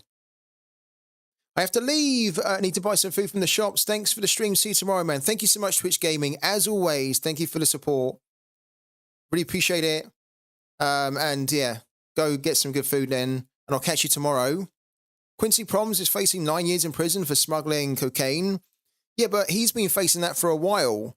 There's no extradition, is there, in Russia? Which is why he's been staying in Russia, because if he leaves Russia, he can literally get arrested and then go to jail for loads and loads of time. That's why he doesn't leave Russia. So is there something new now that's developing as part of that story? Because he's been facing jail for a long time because of his cocaine smuggling. But yeah, that's why he doesn't leave Russia. If he was to leave Russia, he'd get arrested and he'd go to jail.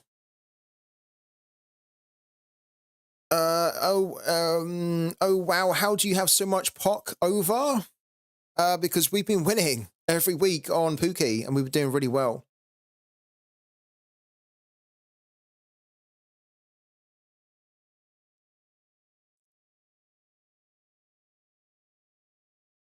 No, the cocaine thing isn't technically new because the cocaine thing's been hanging over him for a while. And that's not anything new. That's been common knowledge now for like a year and a half, right? Maybe they've just started to bring the charges, right? Okay, the charge is new. Yeah, okay, I'm with you now. So they finally charged him. Okay. Yeah. So that does make sense now. So now if he did leave Russia, he'd absolutely be in trouble. He basically can't leave Russia for the rest of his life. he's like locked into Russia. Quincy Proms. What was we doing? Sorry. We was looking at our predictions here. And the reason we're doing that is because we want to see if we can squeeze any more points out of them. Because the odds are always changing. So you always want to look at your predictions that you've made. And if you see a green arrow and you see that there's a big difference between the points that you could, like here, for example, when we predicted it, we were getting 624.5. Now we can get an additional 5 points here. We'll probably go back and update that one. But we don't want to do it now because we want to see whether we need to do it or not. Like here, we can go up by an additional 4. We'll probably do that one as well. We won't do this one because we're only going to be going up by 0.4, which isn't worth it. So keep in mind that you have to spend energy to update your prediction. So you don't really want to be doing it for like tiny amounts of points, right? But what I think I will do is I will do it for this one here. And I think I'll spend 2 to update this one as well. Do you think Sorare is playing today purely because Banda is at AFCON and they're short on numbers? No. Sorare is like one of their main men. He's like one of their biggest players. He's the main starter in the midfield. He wasn't playing before for a few games because there was a dispute about his contract, but he's just signed a new contract. And so, yeah, the pay disagreement is over. And so now he'll be a starter again. And he's like their main defensive midfielder. Like Banda's actually the backup. Is it still 10 energy to predict? Then an extra 2 to change update. It is, yeah, Connor. Wow, Josip Mitrovic has just scored. A goal has just been scored in the Rijeka game. And Mitrovic has scored already. Wow. Where did we have Mitrovic in our team? Oh, we had Mitrovic in the All-Star. That actually might help us to a card reward now. Probably not, because it's still going to be too low. But look, Mitrovic has just scored after 3 minutes. Wow. That is not a good start for Rijeka at all. It's definitely not going to help us for the threshold. We're going to need like a monster performance from these boys now to try and overcome that.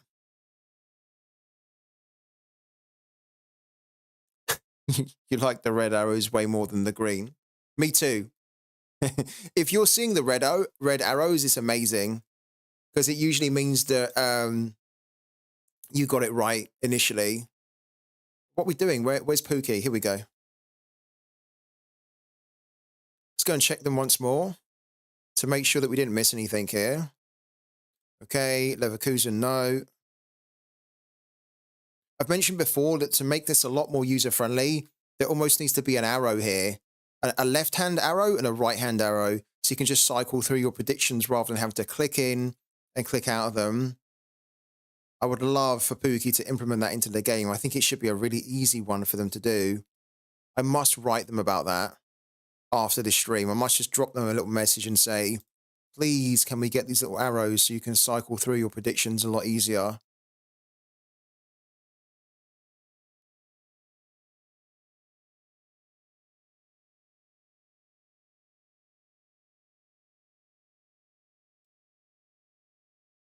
Okay, we get, wow, an additional 2.2 points as well for the Frankfurt game. I mean, it doesn't really seem that worth it, if I'm honest with you, but we might do it just because we've got a load of energy here. And those 2 points could be the difference between us getting a podium or not. Let's do it. I think if we didn't have so much leftover energy, we wouldn't do it. Because we do, we can do it. Let's go into the Argentinian league here as well. There's probably going to be quite a few changes here. None at the moment. That one's gone down, so we were right to get our prediction in early to lock in the higher points there.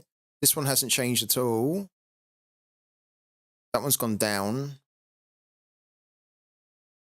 That one's gone up. Right, hold on. Okay. This one has gone up by, like a point. We might come back and update that one. But it's a very small gain. This one's gone up by 2 as well.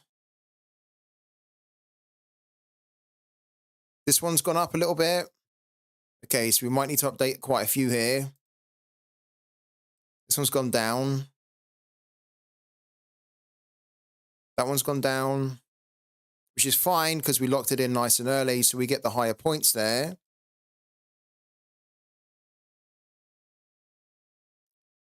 How can you predict all the leagues if a game takes 10 energy and you only get 100? You have to get more Pokeballs. The more Pokeballs you get, the more energy you get. And every time you level up your Pokeball, you get more energy as well.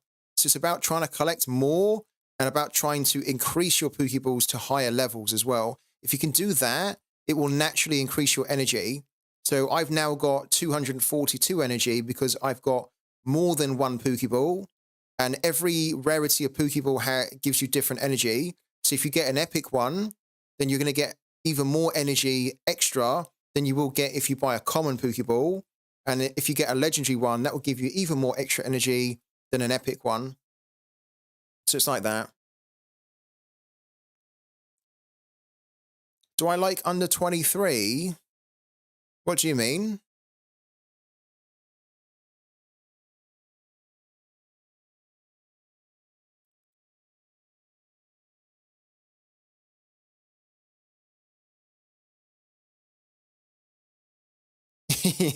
Yeah, Connor's asking the same. I'm also asking that. In what context?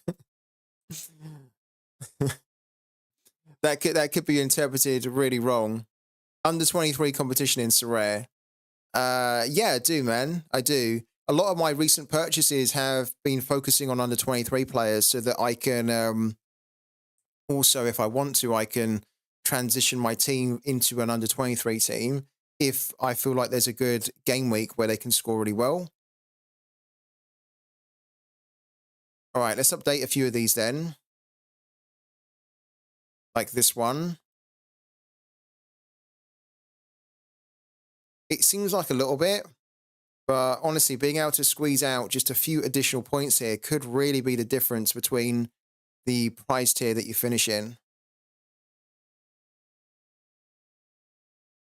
Sorry if this looks a little bit confusing on the screen as well, because we're kind of like diving into like a screen and then diving out.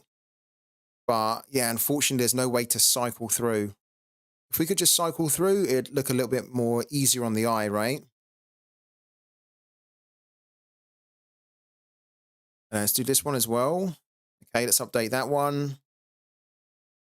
So we now have only 8 energy left over, so we can only do another 4 predictions that we can update.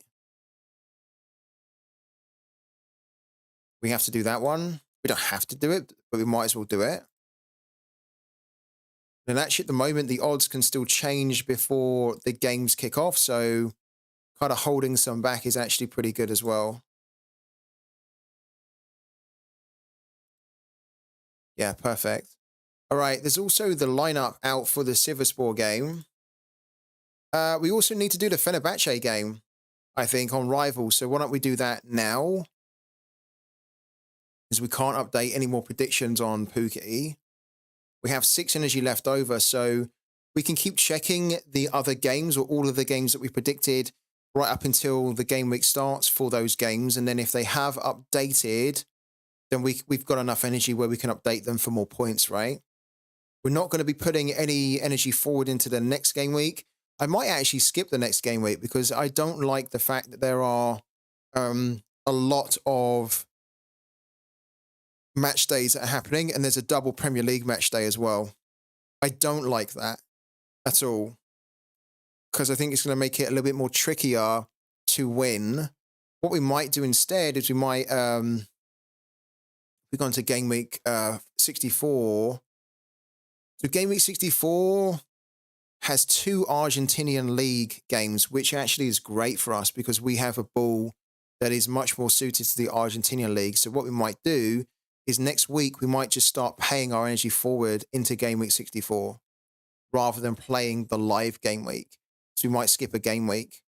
And then game week 65, there's only 6 match days there, so we'll definitely do that one as well. So it really pays, guys, to be looking forward at the game weeks as well and trying to work out how you're going to spend your energy and whether you're going to skip a game week or pay some of your energy forward.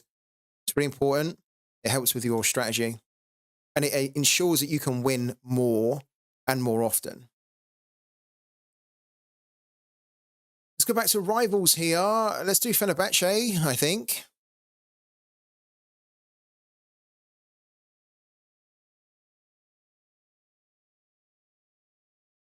Okay, so Livakovic is in. I quite like this guy for the cost of 37 is quite reasonable, given the scoring that he offers you, actually. Let's have a quick look. And he's playing as a centre-back as well. That is good.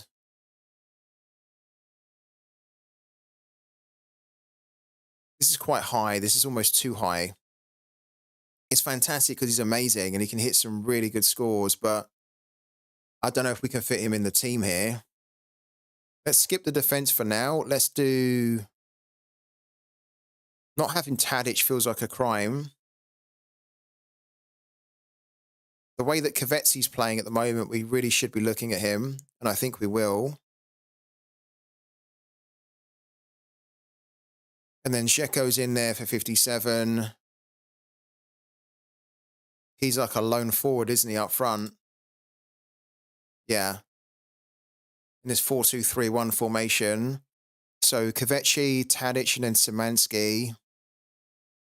Okay. I think I want to have Tadic, and I think I want to have Kavetzi. So let's go back. Dzeko. And then Tadic. And then, oh, we've only got 48. Okay, but the 48's fine because we have Kavetzi, Dzeko, Tadic, and then our defender needs to be 48 or below. So we could put this guy in, Osterwolde, or we could do Mulder, but I don't think we're going to do Mulder. I think I actually prefer the other guy. We're a little bit short of being able to afford Serdar Aziz actually at 50, which is a bit of a shame because he is a decent defender.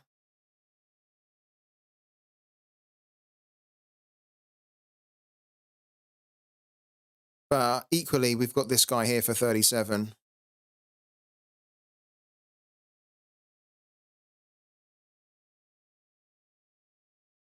I mean, Szymanski's brilliant as well. It's almost a shame that we can't put more than 2 midfielders in, because here I'd kind of want to do Szymanski, Tadic, and Kvechi, but we can't do it.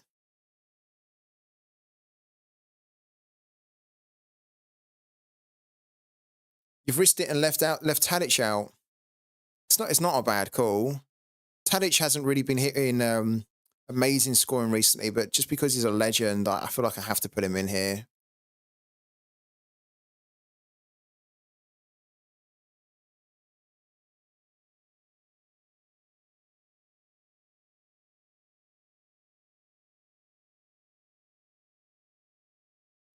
Do you hate second division?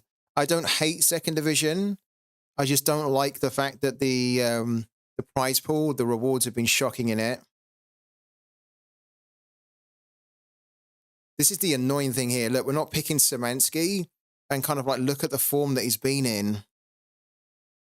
Even here, he was very unlucky not to get a decisive, wasn't he? So this is what makes this one a little bit tricky, because if we could lose this one if we don't pick the right player, right? And they have so many good players, Fenerbahce.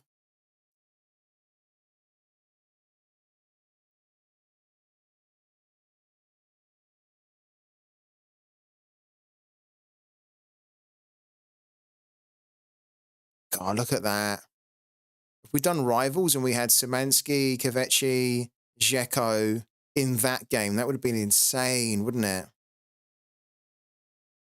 Maybe I do need to risk it and take Tadic out. But it's Tadic, isn't it? Oh, I don't know what to do. I don't know what to do. What I don't like is I don't like the fact that we have 11 kind of points remaining.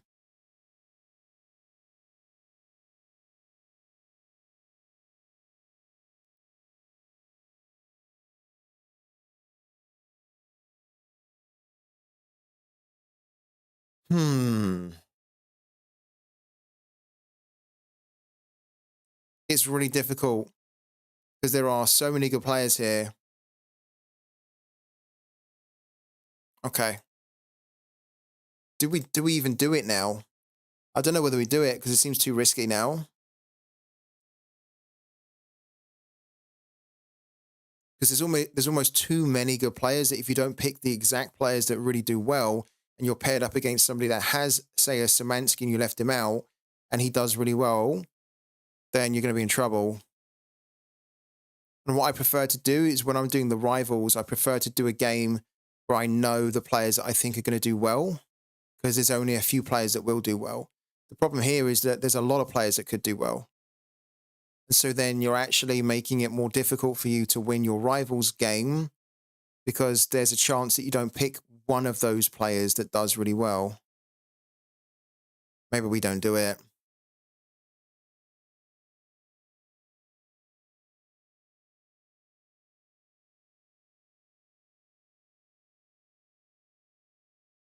I don't think we do it. We don't do it. I don't really want to risk. I'm only at 1, and it could be that we lose our game. What's our rivals lineup at the moment? Yeah, look. So we picked a couple of pro cards here, and it has paired us up with a couple of pro cards as well. The big reason why we're losing this at the moment is because we didn't pick Mitrovic, even though we had a limited card of Mitrovic. So technically, we probably should have picked Mitrovic there. But we also need Rijeka to turn it around. We're quite a way behind, but our gegenpressing's working with these guys a lot better. We need Smolcic to do something. He's not doing anything good at the moment. He's on minus 3.3. Tony Frook is on... He's not doing anything either. Okay. We've got some time for that one, though. But yeah, I think... Yeah, I think what we're going to do is we're going to skip the Fenerbahce one.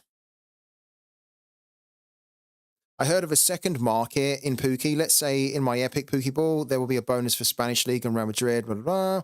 Will this be a lot more worth than a new Pooky Ball because it's a good team? Just want to understand. So there is a secondary market, but it doesn't exist in Pooky. You have to go to OpenSea.io, and then you can buy and sell Pooky Balls that way. It's better if you can to buy them directly on Pooky. The reason for that is because you see this weekly prize pool here. This increases based on how many Pooky Balls that Pooky sell directly. So if you want to win more money every week, then everybody should be trying to buy from Pooky. Because then when we do, they up the prize pool after X amount of Pooky Balls have been sold. So yeah, I think also as well, on the OpenSea, I think there's like some strict trading rules with it where they can't be sold less than what they are on Pooky as well, I think. But I haven't used OpenSea.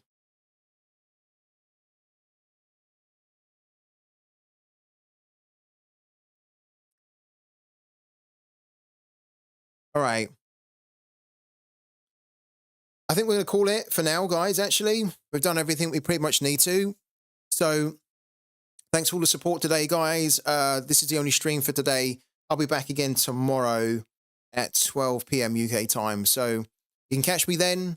Of course, we've done the cap cheat codes. So don't forget to check out the cap cheat codes watch list, which you can find on Sorare Data. And thanks to everyone for all the support. I'll catch you tomorrow.